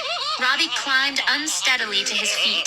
He held his arms out, trying to balance. He stumbled toward Dr. Maniac. I created you! Robbie shouted angrily. I drew you in my comic strip, and I know how to destroy you! Dr. Maniac raised a long, gloved finger and picked his nose with it. That's what I think of your threat. Help us get out of here! Robbie said. Help us, and I'll let you live! Maniac picked his nose some more, his eyes on Robbie. Think you're a big deal comic book artist? He said, sneering. He moved behind the lunch counter. I'm an artist too, Robbie boy. Watch this. He pulled up a large paintbrush. He carried it over to Robbie. I like to work with a brush. He said. Just like you. Watch an artist at work. He swept the brush over Robbie's face, and Robbie's face disappeared. I gasped as the maniac smoothed the brush over Robbie's neck, down the front of his chest. With each stroke, part of Robbie vanished. In a few seconds, the supervillain had brushed Robbie away. How do you like my brush work? Dr. Maniac bellowed. You taught me everything I know. I stared in horrified silence, stared at the spot where Robbie had stood. I couldn't hold myself in. I screamed, Robbie, are you there? Are you still there? And then I turned to the grinning maniac and cried, what have you done to him? Chapter 19. Dr. Maniac didn't answer me. He stood there waving his paintbrush in the air. Would anyone else like me to do their portrait? He cried. He was staring right at me. The room grew silent. Maniac dropped the brush to the floor. He walked to the lunch counter. He bent over and pulled something out from behind it. A fear meter. My breath caught in my throat. The red line had risen to 75. Maniac gazed at the screen. Very good. He muttered. Good work, guys. He turned to us. Lots of beer here in my little diner. I guess I've done my job well. Bye-bye, everyone. He tossed his cape behind him and hurried out the door. Robbie, are you still here? I tried again. Can't you see me? Robbie's voice sounded tinny, far away. I'm here. Can't you see me? Then he let out a moan of horror. Oh, my hands! I can't see my hands! We stared in silence at the spot where the voice came from. Robbie wailed at the top of his voice. What did he do to me? I can't see myself! What did he do to me? We can hear you, I told Robbie. You're still here, but you're invisible. We'll get you back. I know we will. Carly, Beth, and Billy floated around the spot where Robbie stood. Their shadowy faces couldn't hide their fear. Look at us, Matt cried. He waved his arm around the room. Look what the menace has done to us. I followed Matt's gaze. Robbie was invisible. Carly, Beth, and Billy were shades. Julie and Abby hugged themselves, unable to stop trembling. Boone shook his head. I know we're all trying to be brave and tough it out, he said. But maybe we won't survive. Maybe we're not going to make it. We have to survive, I said. The menace needs to keep us alive, right? She's right, Sabrina agreed. The menace wants us to hit 100 on the fear meter, so he has to keep us alive. As long as we haven't reached 100 yet, he has no choice. He has to keep us alive. Some of us. Robbie muttered. Robbie, stop talking like that. We can't give up, Carly Beth said. Our only chance is to get out of Panic Park. Matt helped Abby and Julie to their feet. They could barely stand. Their legs were wobbling so hard. Their teeth chattered. Hugging themselves, they took a few shaky steps. We made our way out of the Shake Shack. In the park, the sky was solid gray as always. The shadow people had disappeared. I didn't see anyone around. We started walking, keeping close together. We passed more empty shops, all dark and silent. A game room, a small park with withered, bare trees. Michael led the way. He stopped and pointed. Another white building! He said. He turned to Brittany and Molly. Could that be the one you escaped from? The girls shook their heads. Maybe. We walked closer. The building had a stained glass window, all shades of gray and black. The door was shaped like an arch. It looks like a church or something, Luke said. But that can't be right. A sign on the wall beside the door read, "What a shame." We stared at it, shaking our heads. What could that mean? Only one way to find out. We stepped through the arch into the open doorway. We were in another long, narrow room. Rows of wooden seats filled the center. Candles along both sides provided the only light. I heard solemn organ music from the far wall. It sounded like funeral music. The deep notes made the walls vibrate. It is some kind of chapel, I whispered to Luke. Weird.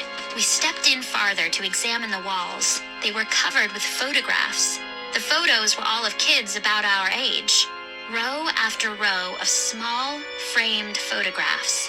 Under each photo, a little tag had the kid's name. I read the names as I moved deeper into the chapel. April Smith, Travis Newton, Carlos Garcia, and under each name, I saw the letters FTD. Wow, Luke muttered from beside me. None of these kids look too happy. Why are there pictures on the wall? I asked. And what does FTD stand for? Suddenly, Sabrina gasped. The sound echoed through the narrow chapel. What's wrong? I asked. She was staring at a silver plaque on the wall, next to a row of kids' photos. Sabrina, what's wrong? She pressed a hand to her mouth as she read the plaque. Then she turned to us. I see what FTD stands for, she stammered. It isn't good. Chapter 20. Sabrina pointed to a little tag beside one of the unhappy-looking kids' pictures. I gasped when I read the tag. FTD stands for Frightened to Death, I said. Kids uttered shocked cries. I felt the metal bracelet on my wrist tingle and grow warm. It meant my fear level was rising. But what could I do? The sad faces on the wall gazed out at me. You mean? Sheena started. I waved to the wall of photos. None of these kids survived the menace, I said. Look at the little sign beneath this photo. It says the kids all died when the fear meter hit 100. They couldn't survive the fear. Huddled close beside me, Luke sighed. What makes us think we stand a chance? He demanded. Stop it, Carly Beth cried. She slid up to Luke. Stop talking like that. Do you think I want to stay a shadow forever? Luke jumped back, surprised by her anger. We're going to survive. Even if it hits 100, Carly Beth said. And we're going back home. And we're all returning to normal. She's right, Julie agreed. She was trembling so much it made her voice shake. We've all had scary times before, and we won. We can do it again. Let's go, Matt said. He started to the door. We're not going to get anywhere staring at these photos. We followed him back outside. The air had grown cooler. The sky was a dark charcoal gray. A flock of blackbirds flew overhead, chattering loudly. Matt and Michael trotted up beside Brittany and Molly. Are you sure you can't remember where that building was? Matt asked them. Can't you remember anything else about how you returned to Horrorland? Michael demanded. And then I heard Robbie's voice, close by me. Think hard.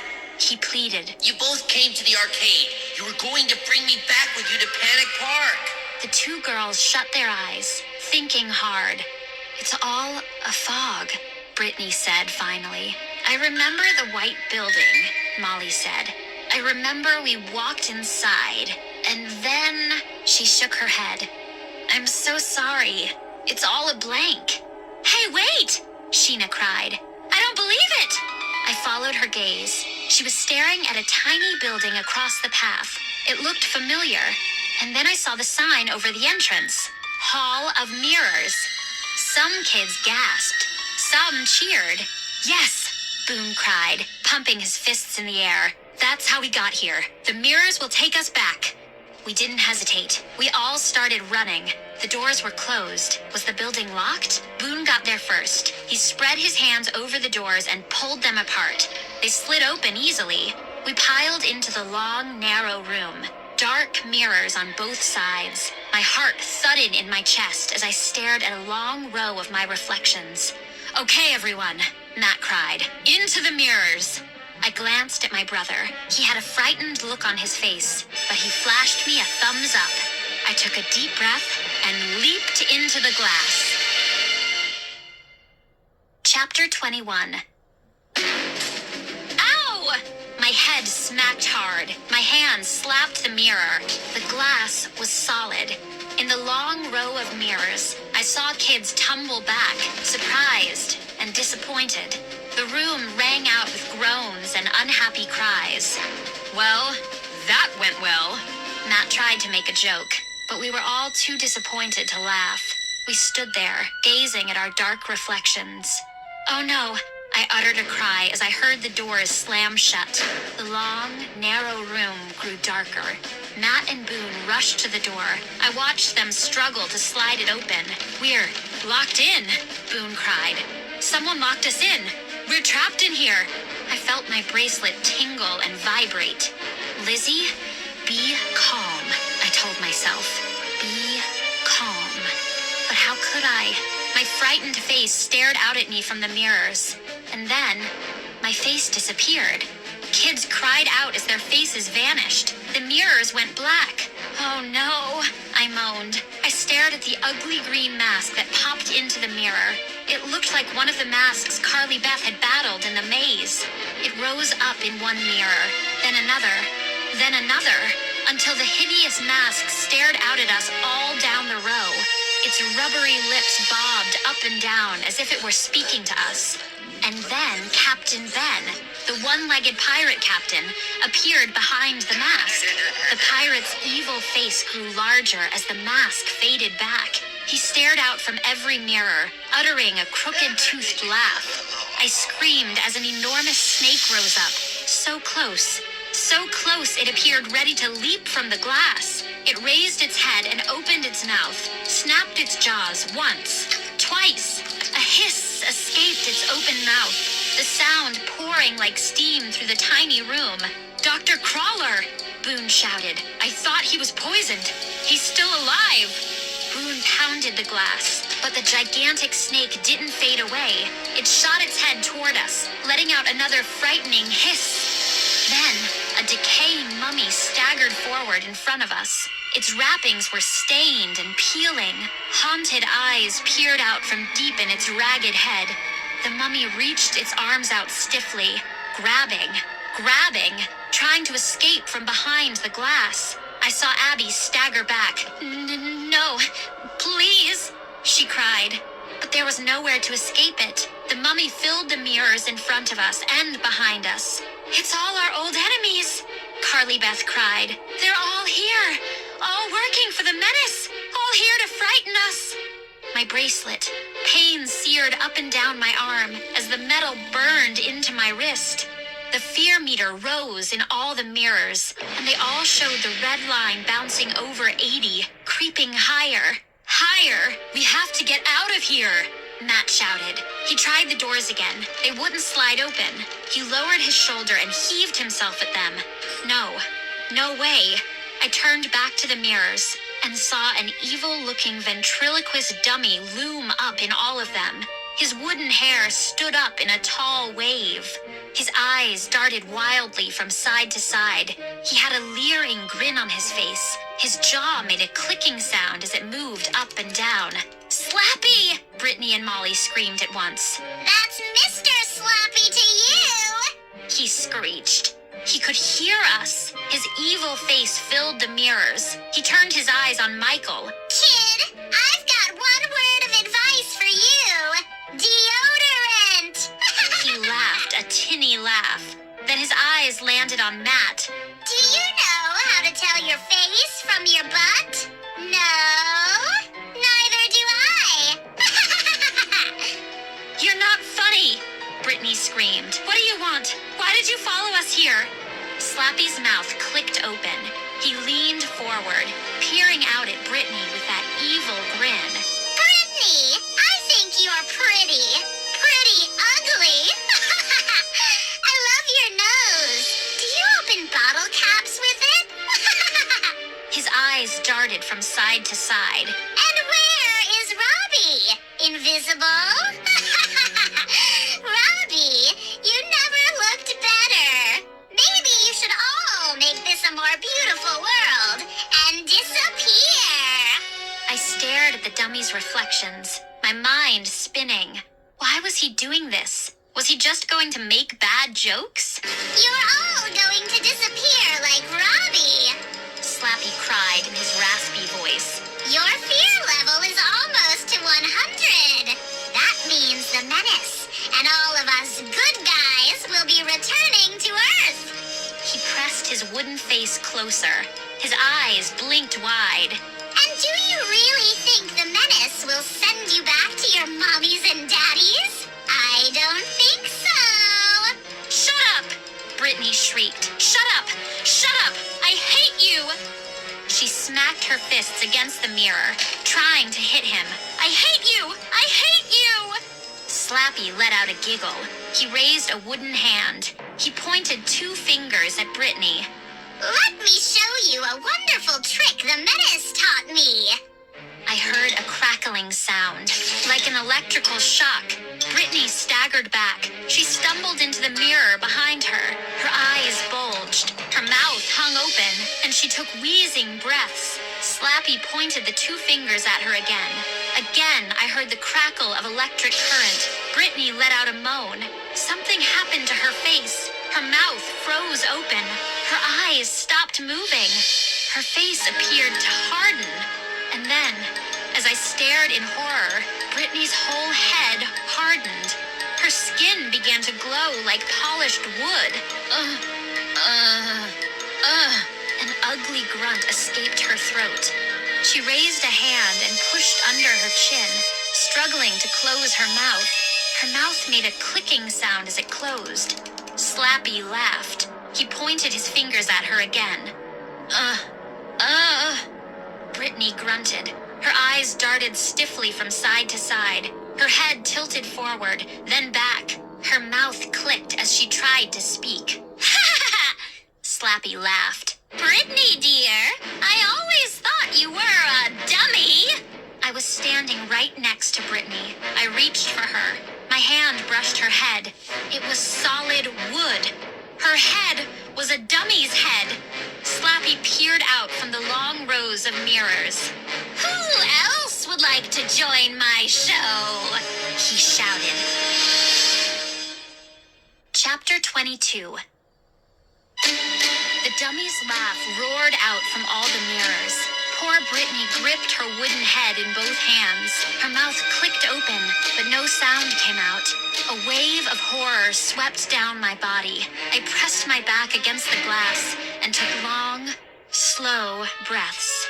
My eyes wandered down the row of terrified kids. Billy and Carly Beth were shadow people. Robbie was invisible. Abby and Julie couldn't stop shaking, and Brittany stood there, grunting and tugging at her wooden dummy head.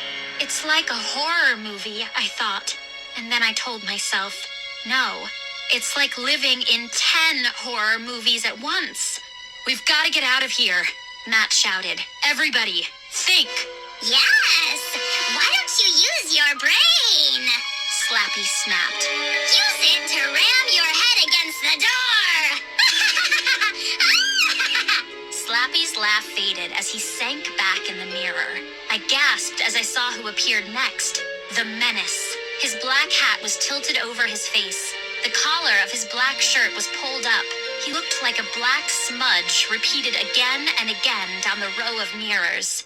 People, He boomed. you're just not trying. He tilted his hat back, but his face was still in shadow. I stared down the aisle. There were dozens of menaces staring back at me. People, the fear meter is only at 80. The Menace complained. Really, guys, I expected more from you. Let us out of here! Michael screamed. "You can't keep us in here!" Sheena chimed in. "Let us go! Let us go!" Several kids started to shout. The Menace ignored them. I guess you don't think I'm serious. He said. Let me see. What can I do to prove to you that I mean what I say? His head swirled around. His other face appeared. Why don't you ask me? I know how to scare these jerks. The first face swung back to the front. I don't think so. He said. You always go too far. The kids never survive your scares. I shuddered. I pictured all those kids' sad faces in the chapel, and the terrifying words, "frightened to death." Well... The Menace rubbed his chin with a gloved hand. Okay, fine. Go ahead. He said to his other face. Kill some of them if you think it'll get the fear meter to the top.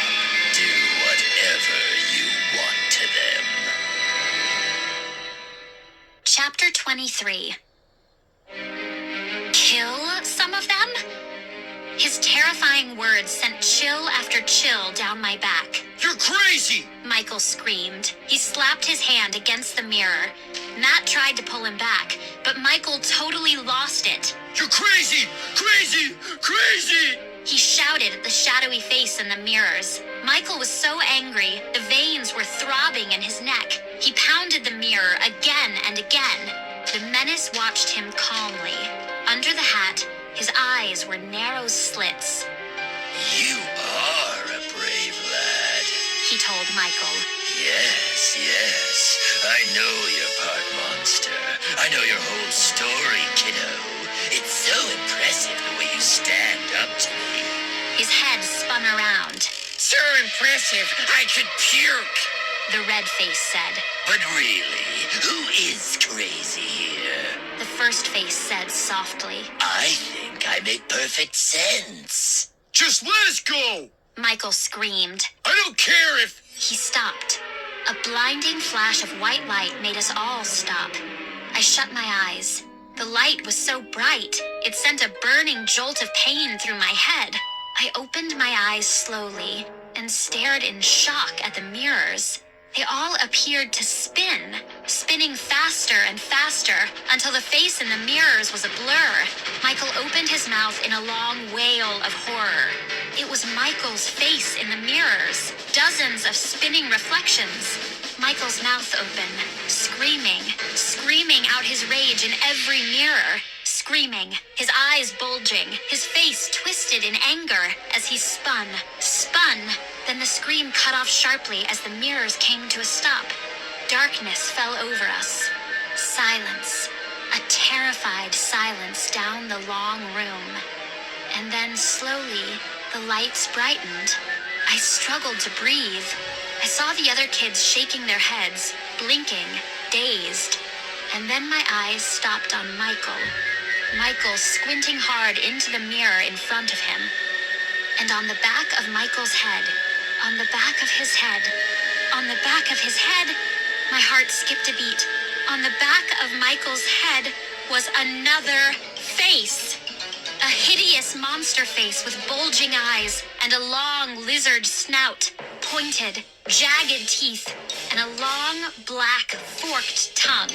The menace peered out at Michael from the mirror with a sick grin on his shadowy face. How's that working for you, partner? Glad you complained. Chapter 24. Michael's second face opened its long snout in a monster growl. I screamed. I couldn't hold it in. Some kids stampeded to the exit door and pounded on it frantically. Michael gazed into the mirror, turning his head from side to side. His eyes were wide with horror, but he didn't say a word or cry out. Michael, my boy. The menace called. If you act like a monster, you should look like one. He laughed. Good one. The menace's other face declared. Michael just kept twisting his head around, studying the monster face on the back of his head, staring as if he didn't believe it. Let us out! Let us go! Kids screamed. The menace peered out at us from under the shadow of his hat. I'm enjoying this, people. He said. I'm feeling it. Yes, I'm feeling it. Could you scream a little harder? The fear meter flashed into the mirrors. I stared at the red line. It was bouncing near 95. Almost back. The menace cried. My beautiful park is almost back. I can't wait. What will happen to us? Carly Beth called. Her voice floated out softly from her shadow. If we bring your park back, what will happen to us? The menace pulled the brim of his hat lower over his face. You don't really want to ask that question, do you?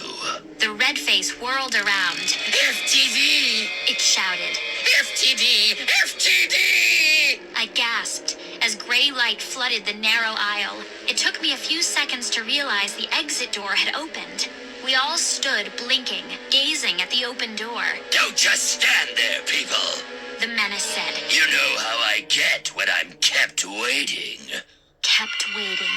The last time the menace was kept waiting, he vacuumed up that shadow person. He killed that person just for being slow. I shuddered just thinking about it. Would he do that to us? And then suddenly, different thoughts whirred through my brain. What would happen if we forced ourselves to be calm? What could the menace do if he saw the fear meter drop lower and lower? If he couldn't make us afraid, would he let us go? No time to think about that. Both of the menace's faces were screaming at once. Go out and be afraid. Be very afraid. Go, go, go! We stampeded out the door, into the eerie gray light. We need a place to hide. Michael shouted. His monster face uttered a low grunt. Michael is right, Matt agreed. We need to regroup. He stopped. He was staring straight ahead. He let out a sigh. I turned. I saw the ventriloquist dummy first. Slappy, in his gray suit and red bow tie. The dummy stood on his own, knees slightly bent, arms dangling at his sides. The painted grin on his lips seemed to spread as he stepped forward. And then the others came into view, moving toward us in a line, an ugly line of evil villains we had seen before, but never in one place, never moving together, never moving as one evil force. Luke huddled close. We all froze with our backs to the Hall of Mirrors, froze in frightened silence, and gazed up and down the line of advancing villains. Dr. Crawler, the venomous snake, with his head raised, snapping his jaws. The snake was wrapped around the arm of Inspector Cranium in his white lab coat. As as if watching a terrifying nightmare. I saw the green, lizard-like monsters from the giant eggs staggering toward us. Captain Ben, his wooden leg tapping the pavement, his skeletal pirates behind him. The ugly, muttering, evil mask floated above the others. Beside it, a staggering, ragged mummy, and Dr. Maniac, cape flying, hovered off the ground as he came forward, his yellow feathered boots kicking the air. We had no choice. We backed up till we were pressed against the wall. My brother raised his face to me and whispered in my ear, "We're going to be scared to death, just like the kids in that chapel. Aren't we, Lizzie?" I opened my mouth to answer, but no sound came out. I saw Abby and Julie at the end of the wall. They couldn't stop trembling. Carly Beth and Billy were gray clouds fluttering in front of us. Brittany held her wooden head in her hands. Tears rolled down her painted cheeks. "Well, well," Inspector Cranium said, rubbing his hands together. A thin, unpleasant smile spread across his bearded face. "Well, well, here we all are. The last chapter." Chapter 25. "It's your last chapter," Matt shouted. "We're not finished yet." Dr. Crawler raised himself on Inspector Cranium's arm. "Save your breath," he hissed. Cranium lowered the big snake to the pavement. "You're getting heavy, Crawler," he said. "How many mice did they feed you today?" "Bite your tongue," the snake snapped at Cranium. Look at you losers! Slappy said, eyes darting from side to side. Do you really think you stand a chance? Half of you are already shadows or freaks. I'd rather be a freak than a dummy. Robbie yelled. Slappy's body jiggled as he laughed. You've got us all beat, Robbie. You're an invisible freak. Slappy shook his head. And you're also a dummy, because you created this clown. He pointed to Dr. Maniac. I'm not a clown. Dr. Maniac roared. I'm a maniac. He swung around to face Slappy. I'd grab you and teach you a lesson, but I'd get splinters. Pipe down, you sea dogs. Captain Ben boomed, waving his crutch wildly. If ye sail with me, ye sail as one. It's one for all and all for one. That be the rule of the 7 seas. The villains all started arguing at once. Dr. Crawler snapped at Captain Ben's wooden leg. The captain brought his crutch down hard on the snake's middle. Silence, everyone, Inspector Cranium cried, waving his hands above his head. None of us moved. We stayed with our backs to the building wall. What was this about? Why were the villains so tense? Why were they at each other's throats? Finally, Cranium got them quiet. He turned back to us. As I was saying, this is the last chapter for all of us. What do you mean? I cried. I don't understand. Why is it the final chapter for you? Yeah, Luke chimed in. Don't you work for the Menace? Cranium nodded. Yes, we came to work for the Menace.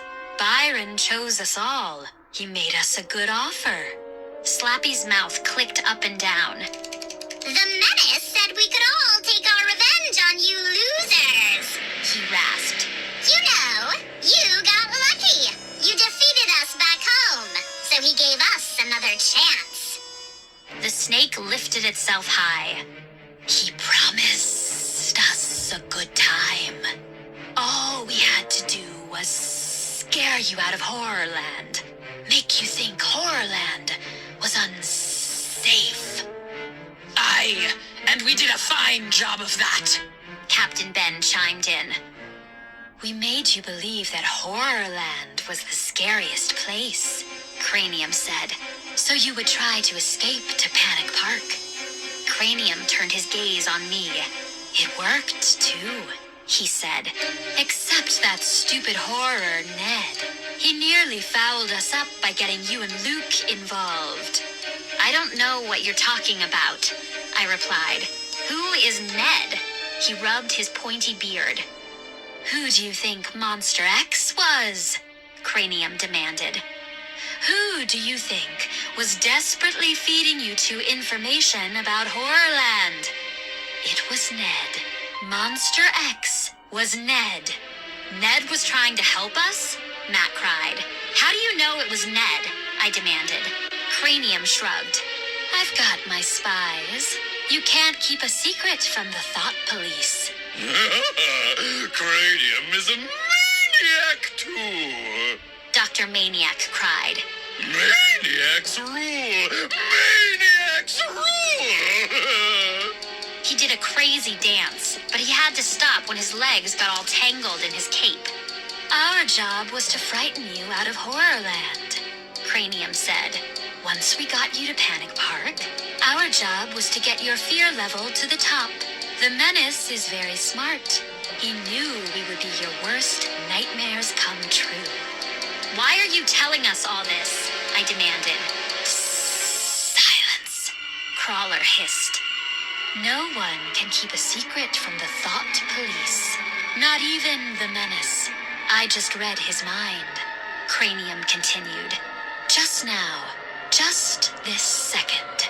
And what I learned, I didn't like. What did you learn? I asked. Cranium narrowed his eyes.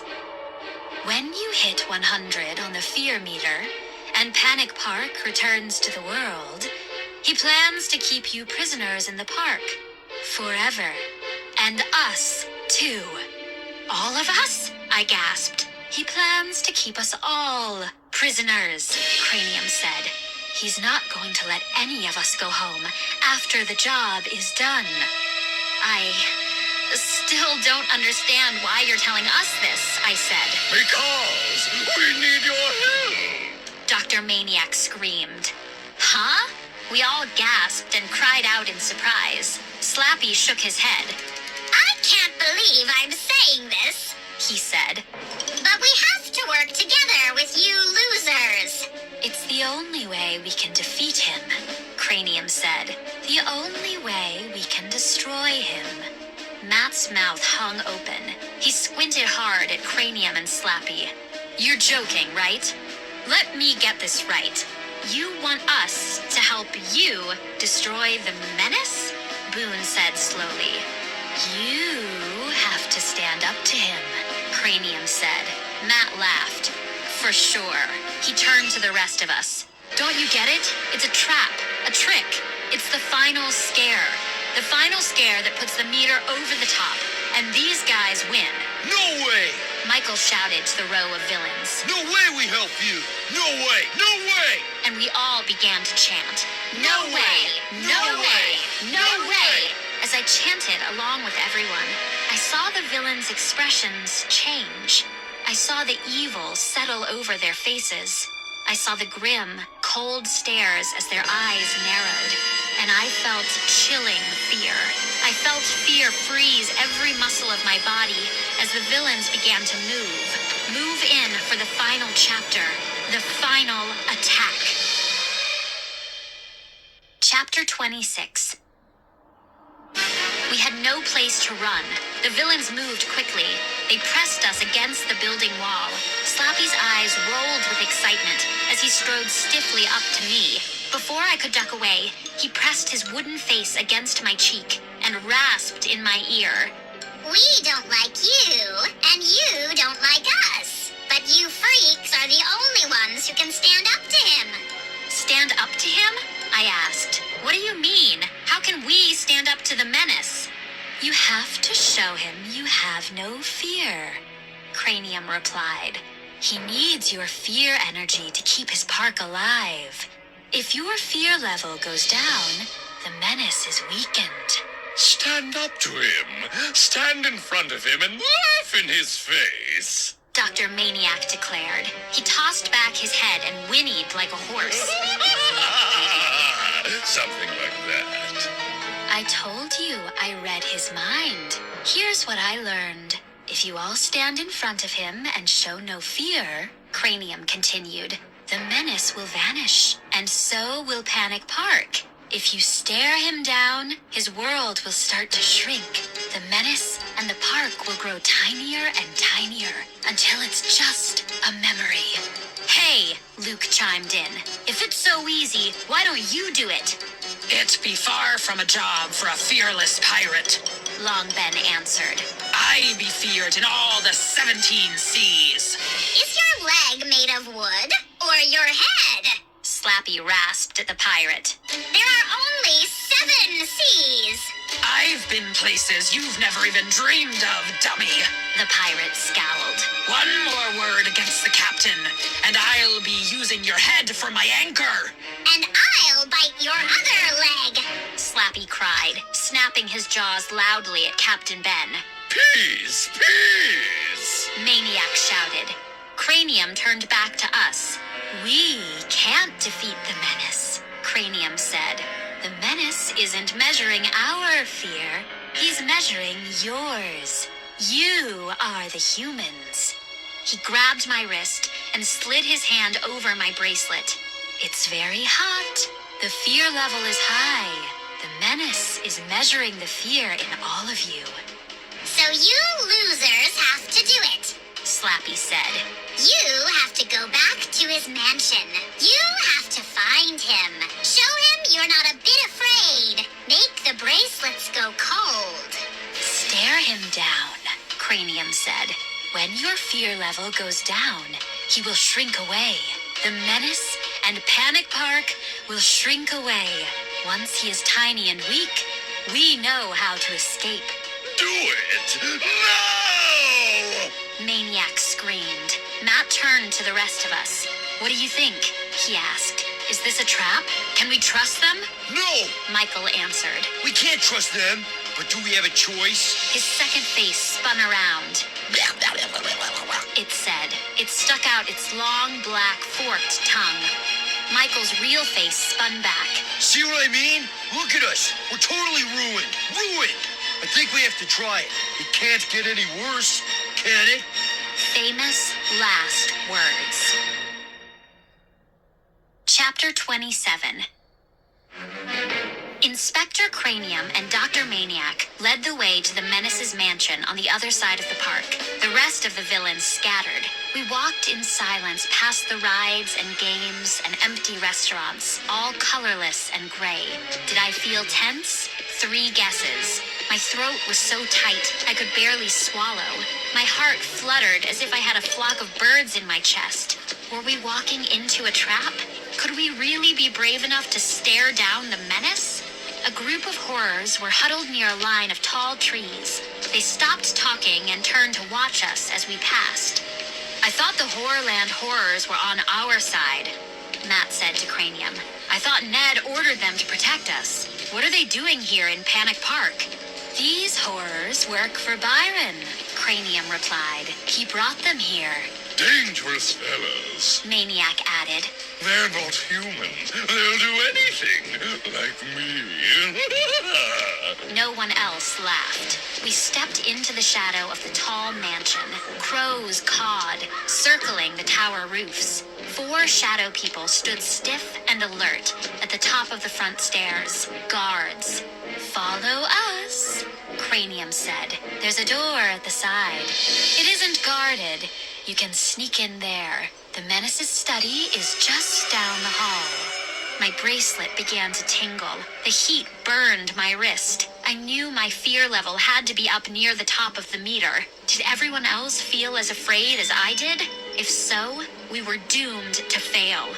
How could we show the Menace that we weren't afraid of him if we were all shaking like leaves? We pressed ourselves close to the stone wall and crept to the side entrance. A black door hidden by a low arch. The door had no handle or knob. How do we open it? Carly Beth whispered. Maybe I can use my key card, Matt said. He reached into his jeans pocket. He searched all his pockets. Oh, wow, he muttered. It's gone. I must have left it in that elevator. No problem, Cranium answered. I have some useful brain powers. He stared hard at the door and concentrated. After a few seconds, the door slowly swung open. Quickly, quickly, Cranium motioned us inside. "Are you coming with us?" I whispered. "We can't," Cranium replied. "If he sees us, he'll know something is up. You're on your own." Don't blow it. Maniac cried. "Remember, no fear," Cranium whispered. "Stare him down. Make the fear meter sink lower and lower." We made our way into the house. I gazed around. We stood in a long, dark hallway. The walls were solid black. The ceiling was low. I saw narrow doorways along the hall. The doors were all closed. We began to walk. The carpet beneath our shoes was thick. We moved silently. Matt led the way. His hands were balled into tight fists at his sides. Michael walked behind him, his eyes narrowed, his whole body tense. On the back of his head, his monster face drooled down his shirt. Abby and Julie walked together, hugging themselves to stop their trembling. The two shadows, Carly Beth and Billy, floated behind them. The rest of us followed, moving silently, our eyes alert, hearts pounding. We turned a corner. The next hall was also empty. Large black and white portraits lined the walls. Portraits of the Menace, dozens of them. Their eyes seemed to follow us as we crept silently past. Matt raised a hand, signaling us to stop. I saw an open door at the corner. The first open door. The lights on. Someone behind the door. We pushed a little closer. I sucked in my breath when I realized we were staring at the Menace. Luke grabbed my arm. Everyone froze. My bracelet burned a ring of pain into my wrist. The Menace sat behind a big, black desk. His study. He leaned over an open book. His black hair fell over his forehead as he read. I forced myself to breathe. My legs were trembling. How could I be brave? How could any of us be brave in the face of so much evil? Matt waved us forward. We shuffled slowly toward the study door. This was it. I knew. This was the moment. Our last chance. Would we fail? Would we survive? Moving together, we stepped up to the doorway, and Byron burst out of the study into the doorway. He stretched his arms straight out to block our way. Sorry, guys. He said. Visiting hours are on Tuesdays. Chapter 28. Matt shoved Byron hard in the chest. Michael headbutted him. Byron staggered back. We pushed our way into the study and gathered in front of the Menace's desk. Tall bookshelves were lined up behind him. A fear meter stood in the corner. The red line bobbed at 95. "No fear!" I cried. The words burst from my mouth, but I was shaking so hard I couldn't think straight. Abby and Julie picked up the chant. "No fear," they said, and everyone repeated it. The Menace raised his head slowly from his book. His dark eyes moved down the line, stopping for a few seconds on each one of us. We all stared back. We didn't blink. We locked our eyes on him. No fear! No fear! No fear! Luke grabbed my hand. I grabbed Sheena's hand. We all held hands and kept up the chant. No fear! No fear! As we chanted, I could feel my fear slipping away. I felt stronger. I felt it working. No fear! No fear! No fear! We can do this, I thought. We can stare him down. We can defeat him. The red line on the fear meter hadn't moved. It stayed at 95. The Menace slowly closed the book. He clasped his hands on top of his desk. He stared back at us for a while. His face was a blank, no expression at all. His dark eyes didn't reveal a thing. No fear! No fear! And then, the Menace slapped his hands down on the desktop. He tossed back his head and laughed. How stupid can you be? He shouted. We cut off our chant. Luke and Sheena let go of my hands. The Menace jumped to his feet. His desk chair clattered back against the bookshelves behind him. Do you really think a staring contest can defeat me? He boomed. Me? His second face cried. The red line on the fear meter jumped to 97. The Menace leaned over his desk, and I saw a computer keyboard in front of him. He tapped a few keys. Let's see what we can do. He muttered to himself. I heard a loud hum. The whole room started to vibrate. The menace tapped more keys on his keyboard. Let's see. A cold smile spread over his face. You evil thing. His red face cried. You wouldn't do that to them, would you? The menace nodded. He tapped more keys. No fear. He said. Is that your slogan? Well, my slogan is more fear. The room vibrated harder. I could feel the floor move beneath my shoes. My ear itched. I felt strange. Suddenly, I couldn't hear well. I reached up to scratch my ear and felt something warm and wet inside it. Oh no! A moan escaped my throat as I pulled something from my ear. A worm. A fat, brown worm. I held it up in front of me. I could hear kids screaming all around me, but I could only think about the worm, alive, wriggling between my fingers. And then I gagged and reached into my mouth and pulled another fat, sticky worm from under my tongue. I turned and saw Boone pulling worms from his nose. Worms dangled from both his nostrils. I saw worms crawling in Sabrina's hair. She started to tug at them, screaming and pulling them from her scalp. Beside me, Sheena pulled a long worm from her mouth. It seemed to stretch as she pulled it. She kept spitting, and another worm poked out from between her lips. Kids cried and screamed for help. We struggled and squirmed and choked, pulling worm after worm from our mouths, our ears, our noses. Go ahead! The menace exclaimed. Why aren't you staring at me now? Go ahead. See how it works out for you. Oh no! I let out a sharp cry when I saw the fear meter. At the top, the red line had climbed to 99. We never should have listened to those villains. Matt screamed. We've been tricked. It's a trap. A horrible trap. Chapter 29. I pulled a worm from my hair and tossed it to the floor. Worms slithered around our shoes. Sabrina pulled one from her nose. I kept licking my lips. I couldn't get the worm taste from my mouth. My brain leaped crazily from thought to thought. We had to do something. We were as good as dead. And suddenly, a joke popped into my head. A joke Luke had told me. I turned to him. What's worse than finding a worm in your apple? I asked. Finding half a worm. He stared at me. Then he giggled.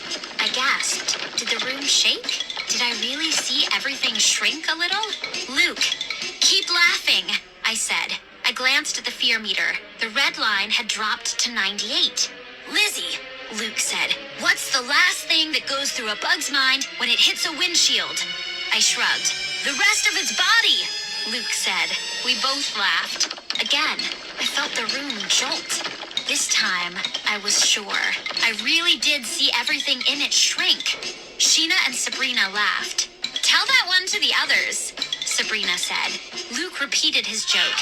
Everyone laughed. The red line on the fear meter sank to 90. Stop! The menace screamed. Stop it! You're making us shrink! We kept laughing. I kicked worms off my shoes, tossed back my head, and laughed. What do you get when you cut a worm in two? Luke shouted. The menace! It didn't make much sense, but we all laughed anyway. We laughed and laughed. Stop it! Stop it! Right now! Both of the menace's faces were screaming now. I'm warning you. We're shrinking, growing tinier. Our laughter washed away our fear, and as our fear faded, the red line on the meter sank lower and lower. 80, 70. Stop it! The menace screeched again. Can't you see? Can't you see what's happening? And then his words sent a chill of horror over the room and silenced us all. Don't you fools realize what you are doing? Don't you see that if Panic Park shrinks away, you'll be nowhere? If Panic Park disappears, you disappear with it! Chapter 30. He's lying! Michael shouted. He knows we're beating him, and so he's lying! Keep laughing, guys, Sheena cried. Let's shrink him away. Let's watch that meter drop. No, wait, Boone said. Maybe he's telling the truth. If Panic Park vanishes, where will we be? Maybe we just vanish too, I said. We'll never get home, Sabrina murmured. That means he's telling the truth, I said. Yes, everything looks the same. That means we're shrinking along with everything else. And as he said those words, the red line on the fear meter jumped back to 80. That's more like it. The menace cried. Way to go, guys. His red face exclaimed. Be afraid. Be very afraid. Matt turned to the rest of us. His dark eyes were wild with fear. What choice do we have? If we defeat the menace, if we make him and his park shrink and disappear, maybe we disappear too.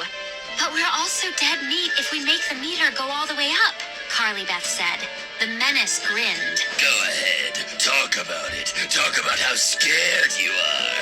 I love it. Love it! We stared at him. Both of his faces were grinning now, urging us on. The red line on the fear meter was quickly sliding back to the top, and then I heard Byron shout behind us. I turned to see him scuffling with Dr. Maniac. The two wrestled for a moment, and then Maniac swung his cape around Byron. He twisted it around and around the struggling horror. Then he unfurled it fast and sent Byron spinning out of the room. Slappy, Inspector Cranium with Dr. Crawler wrapped around his arm, the staggering mummy, and Captain Ben marched into the room behind Dr. Maniac.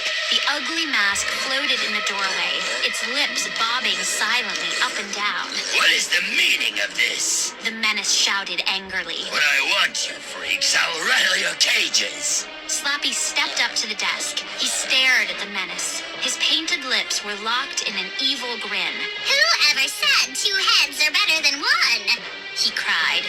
You're an insult to the word ugly. The other villains laughed. The room shook. I could feel it shrink. When you were born, the doctor slapped the wrong end. Slappy told the menace. That made us all laugh. The red line sank to 50 on the meter. Slappy leaned toward the menace. When your mother asked your father to take out the garbage, she meant you. More laughter. Is that your face? Or did your neck puke up your breakfast this morning? Keep laughing. Keep laughing, everyone. Cranium shouted. He turned to the menace and shook a fist in the air. We're not afraid of you anymore. The menace shook his fists back and let out an angry squeal. His voice was tiny now. He was growing smaller. Stop it! Stop it! Are you crazy? He whined in his little voice. I gasped as his second face started to change. Its eyes closed. Its mouth drooped. It let out a long, low moan. And as I stared in shock, the red color faded to gray. The nose melted like candle wax, dripped over the sagging, melting lips. Look at that, I cried, pointing. We all gasped in shock as the menace's second face melted away. It folded over itself like cake batter pouring out of a bowl and dripped slowly down the back of the menace's black jacket. Are you crazy? Are you crazy? The menace repeated in his tiny voice. Look what you've done! He was my only friend! You'll pay! You'll pay! Slappy raised his face to the ceiling and cackled. Dr. Crawler hissed and snapped his powerful jaws. The villains were cheering and celebrating.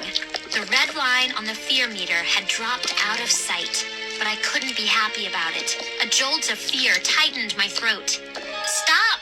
I cried. The menace is shrinking. The room is shrinking. But what will happen to us? If everything disappears, are we all going to disappear? Matt cried. The room grew silent. Dr. Maniac's mouth dropped open. Uh-oh. He murmured. This was all your idea! Slappy rasped at Maniac. Maniac shook his head. My bad, my bad. We might be in a little trouble here, guys. Does anyone have a plan B? Chapter 31. Cranium turned to the door. We've got to hurry, he said. It's all shrinking, Dr. Crawler hissed. I can feel it. The menace's whole world. It's shrinking away. We've got to run before it's too late. Slappy rasped. Do you really think you can defeat Karloff Menace? Do you really think you can beat the Menace? The menace pounded his little desk with his black-gloved hands. I know the way out. Follow me, Cranium ordered. Maybe we can make it in time. We all turned and stampeded from the office. The menace's cries rang after us as we thundered down the long hall. Where are we going? Luke asked, trotting beside me. What makes you think these guys know where they're going? Do we have a choice? I replied. My poor brother couldn't hide his fear, but we were all scared. How much time did we have before Panic Park totally disappeared? Ride the Whirlwind. I read the sign above the entrance to the low white building as we ran up to it. Here we are. Dr. Maniac called, pointing to the sign. Everybody in. Wait a minute. Matt grabbed his arm. What are you trying to do to us? Yeah, Michael said. the menace told us about the whirlwind. He said it scrambles your brain. He said it turns your brain to mush. The menace was lying. Slappy rasped. He was trying to frighten you away from this building. We've all used the whirlwind to go back and forth to Horrorland, Cranium said. Brittany and Molly used it once. It's faster than the mirrors. I turned to Brittany. Is he telling the truth? Is this the building you used to return to Horrorland? Brittany scrunched up her face. Maybe, she replied. I remember it was very windy. We pushed up to the entrance. I could hear a ferocious wind inside, thundering against the walls, whistling as it blew. A chill ran down my back. Would it be like stepping into a hurricane? I heard a shout behind us. I turned and saw the Menace and Byron running across the park toward us. A big group of shadow people followed close behind them. Don't look back at them. Slappy ordered. Quick, you dummies. Open the door. Jump into the whirlwind. And we're all out of here. But I couldn't turn away from the Menace and the others, running closer, closer, as the whole park shrank away. The rides, the food carts, the buildings, the trees, everything growing smaller, smaller, about to vanish, as it should have 40 years ago. Matt grabbed the entrance door handle. It's padlocked, he shouted. It's locked tight. I glanced back and gasped. I saw Jillian and Jackson, the two traitors, the Menace's spies. They were speeding toward us, far in front of the others, and I could see the hard glares on their faces. They're coming to stop us, I cried. They're coming to keep us out of the whirlwind. Hurry! Slappy screamed at Matt. Matt tugged hard on the padlock. He pulled it, jerking it with all his strength. It won't budge, he cried. We're locked out! Chapter 32. Jillian and Jackson stormed up to the entrance. Get away! Carly Beth screamed. Look at me! I'm a shadow! Look at all of us! Haven't we suffered enough because of you? I glanced back. Panic Park was tiny now, like a world inside a snow globe. The Menace and Byron looked like little mice scrambling toward us. You've got to believe us, Jillian cried. Jackson and we didn't know our powers came from the Menace. We didn't know he was controlling us. Cranium put headphones over our ears. He said it was a brain test, Jackson cried. But that's when the Menace took control of us. We didn't want to work for him, Jillian added. He forced us, but now he can't control us. His power has shrunk with him. I'll prove we're on your side, Jackson said. I can open the door. I'll help you, Cranium cried, bumping up next to Jackson. The two of them concentrated on the padlock. Concentrated. And the lock snapped off. I screamed as the door flew open. A ferocious blast of cold wind slammed the door against the front wall. Blast after blast roared out of the building. I saw Matt shouting something to the rest of us, but I couldn't hear him over the thunderous wind. Matt lowered his head and dove into the wind. I couldn't breathe. The cold wind slammed into me like an ocean wave. I toppled onto my back. Luke pulled pulled me to my feet. We screamed as the wind lifted both of us off the ground. Another blast swirled around us and pulled us to the building. As I sailed into the swirling gusts, I glanced back. One last look at Panic Park. It was so tiny now. Nothing left. Just a shiny bubble floating against the colorless sky. And then the bubble popped. I spun away and hurtled into the whirlwind. A powerful gust swept under me and lifted me, carried me over the floor. Like flying, I thought. Flying out of control. Flying where? I soared high in a long blue tunnel, then floated lower. I could see the other kids ahead of me, and then a tidal wave of wind swept me around, and the kids were behind me. I pressed my hands over my ears, struggling to shut out the roar. I closed my eyes and let the wind carry me through the long blue tunnel. And then I felt a hard tug, and I began to spin, harder, whirling as if I were in the center of a raging cyclone. And then the wind stopped. Silence. A sudden, horrifying silence. The wind stopped and let go of me, and I started to drop. Straight down, down. I screamed all the way. Chapter 33. I landed gently on my feet. Warm air brushed my face. Dizzy, my body swayed. So hard to stand. The fierce wind was gone, but I could still feel it tingling my skin. I took a deep breath and held it, and gazed around. Luke, are you okay? I guess. My brother stood right next to me, shaking off the chill of the swirling winds. Where are we? I spun around and saw Carly Beth. Not a shadow. She and Billy were staring at each other, their faces shocked at first, and then grinning with relief. We're back! We're not shadows! Robbie held his hands in front of his face. I can see myself.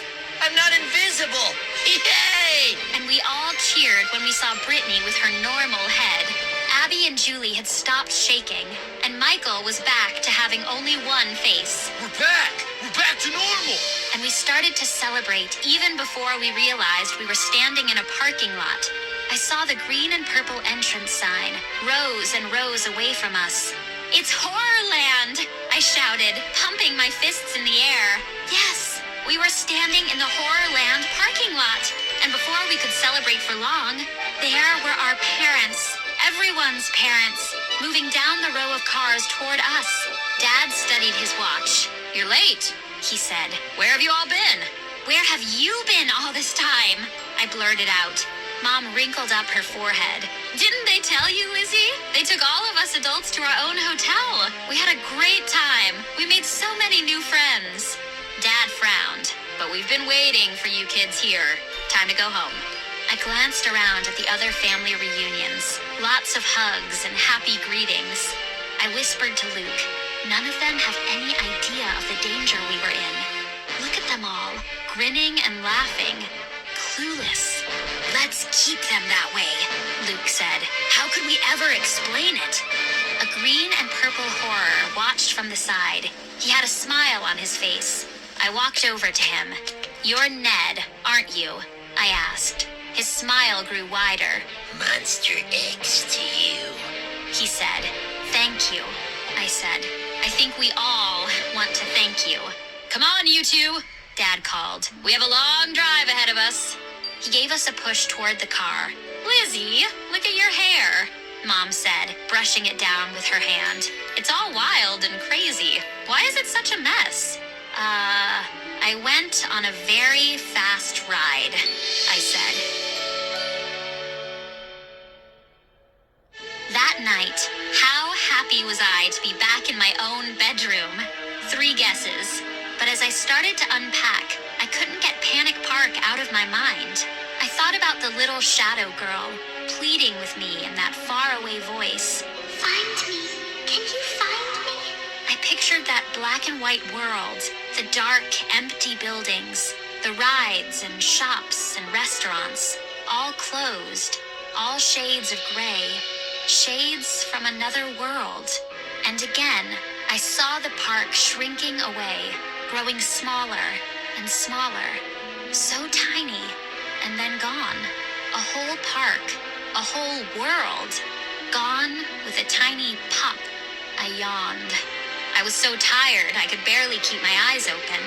I pulled out pairs of jeans from the suitcase. They were still folded. I never had a chance to wear them. And what was this? My hand felt something hard and big, something taking up all the room in the suitcase. I pushed aside some t-shirts and gasped, "Oh no!" I lifted it out of the case, a ventriloquist dummy. I rubbed its painted hair. It had an ugly grin on its wooden lips. "How did this thing get in my suitcase?" I murmured. And then I let out a cry as the dummy's eyes slowly opened and its ugly grin grew wider. Well, well. It rasped in a tinny voice. Looking good, Lizzie. It blinked its eyes and gazed up at me. Ready to start a whole new story? This one will really give you goosebumps.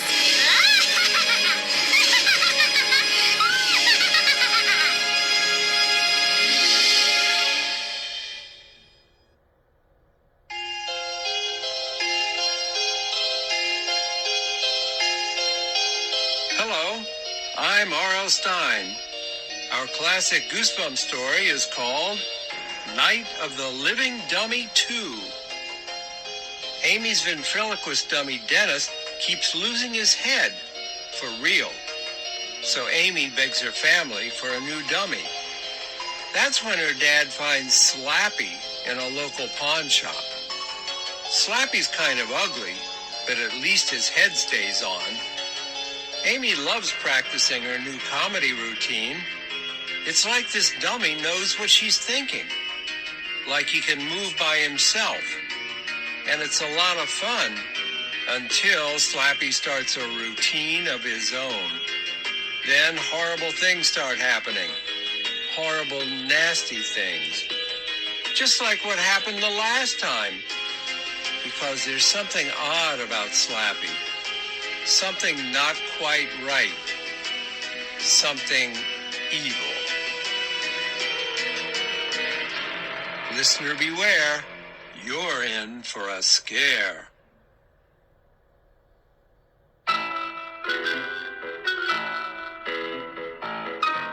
Scholastic Audio presents Night of the Living Dummy 2, a Goosebumps classic story by R.L. Stein.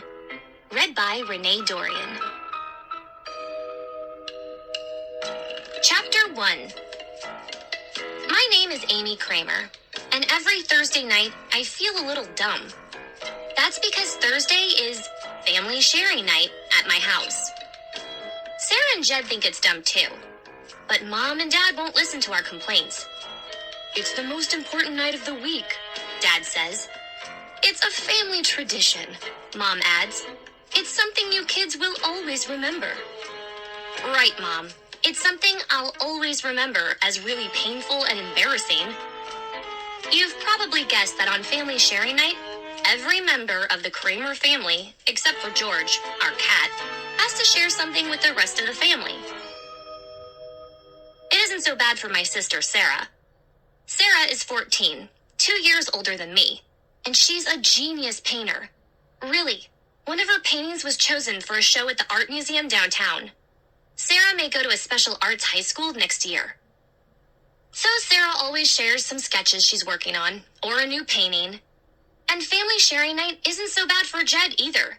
My 10-year-old brother is such a total goof. He doesn't care what he shares.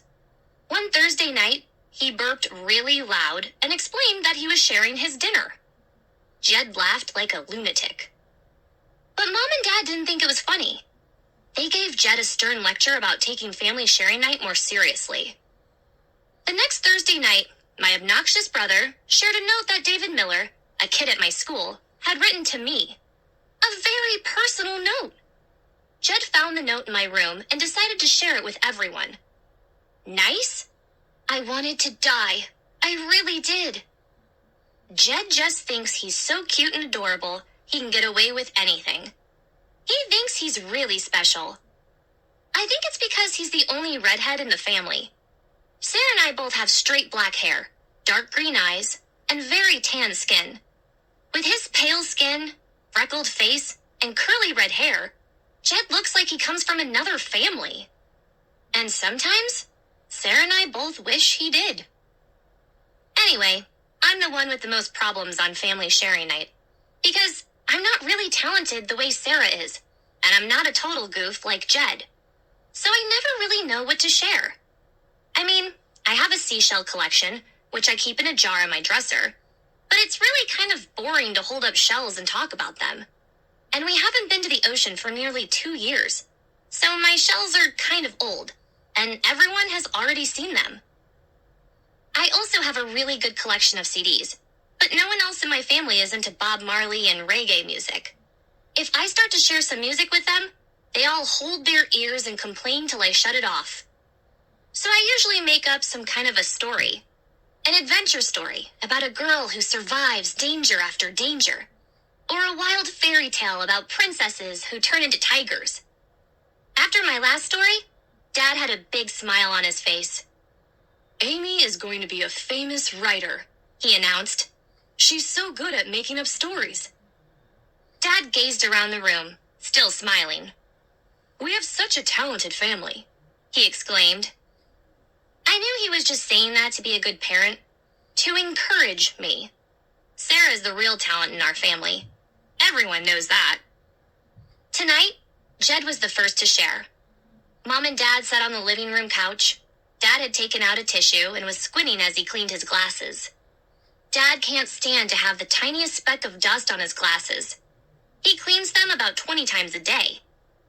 I settled in the big brown armchair against the wall. Sarah sat cross-legged on the carpet beside my chair. "What are you going to share tonight?" Mom asked Jed. "And I hope it isn't another horrible burp." "That was so gross," Sarah moaned. "Your face is gross," Jed shot back. He stuck out his tongue at Sarah. "Jed, please, give us a break tonight," Dad muttered, slipping his glasses back on, adjusting them on his nose. "Don't cause trouble." "She started it," Jed insisted, pointing at Sarah. "Just share something," I told Jed, sighing. "I'm going to share your freckles," Sarah told him. "I'm going to pull them off one by one and feed them to George." Sarah and I laughed. George didn't glance up. He was curled up, napping on the carpet beside the couch. "That's not funny, girls," Mom snapped. "Stop being mean to your brother." "This is supposed to be a family night," Dad wailed. "Why can't we be a family?" "We are," Jed insisted. Dad frowned and shook his head. He looks like an owl when he does that. "Jed, are you going to share something?" he demanded weakly. Jed nodded. "Yeah." He stood in the center of the room and shoved his hands into his jeans pockets. He wears loose, baggy jeans, about 10 sizes too big. They always look as if they're about to fall down. Jed thinks that's cool. I learned to whistle through my fingers," he announced. "Wow," Sarah muttered sarcastically. Jed ignored her. He pulled his hands from his pockets. Then he stuck his 2 little fingers into the sides of his mouth and let out a long, shrill whistle. He whistled through his fingers 2 more times. Then he took a deep bow. The whole family burst into loud applause. Jed, grinning, took another low bow. "Such a talented family," Dad declared. This time, he meant it as a joke. Jed dropped down on the floor beside George, startling the poor cat awake. "Your turn next, Amy," Mom said, turning to me. "Are you going to tell us another story?"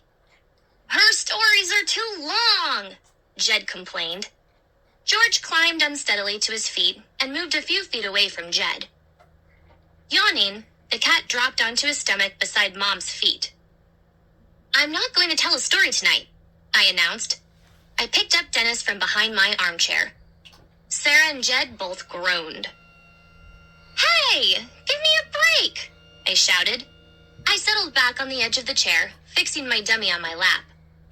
"I thought I'd talk to Dennis tonight," I told Mom and Dad. They had half smiles on their faces. I didn't care. I'd been practicing with Dennis all week, and I wanted to try out my new comedy routine with him. "Amy is a lousy ventriloquist," Jed chimed in. "You can see her lips move." "Be quiet, Jed. I think Dennis is funny," Sarah said. She scooted toward the couch so she could see better. I balanced Dennis on my left knee and wrapped my fingers around the string in his back that worked his mouth. Dennis is a very old ventriloquist's dummy. The paint on his face is faded. One eye is almost completely white. His turtleneck sweater is torn and tattered. But I have a lot of fun with him. When my 5-year-old cousins come to visit, I like to entertain them with Dennis. They squeal and laugh. They think I'm a riot. I think I'm getting much better with Dennis, despite Jed's complaints. I took a deep breath, glanced at Mom and Dad, and began my act.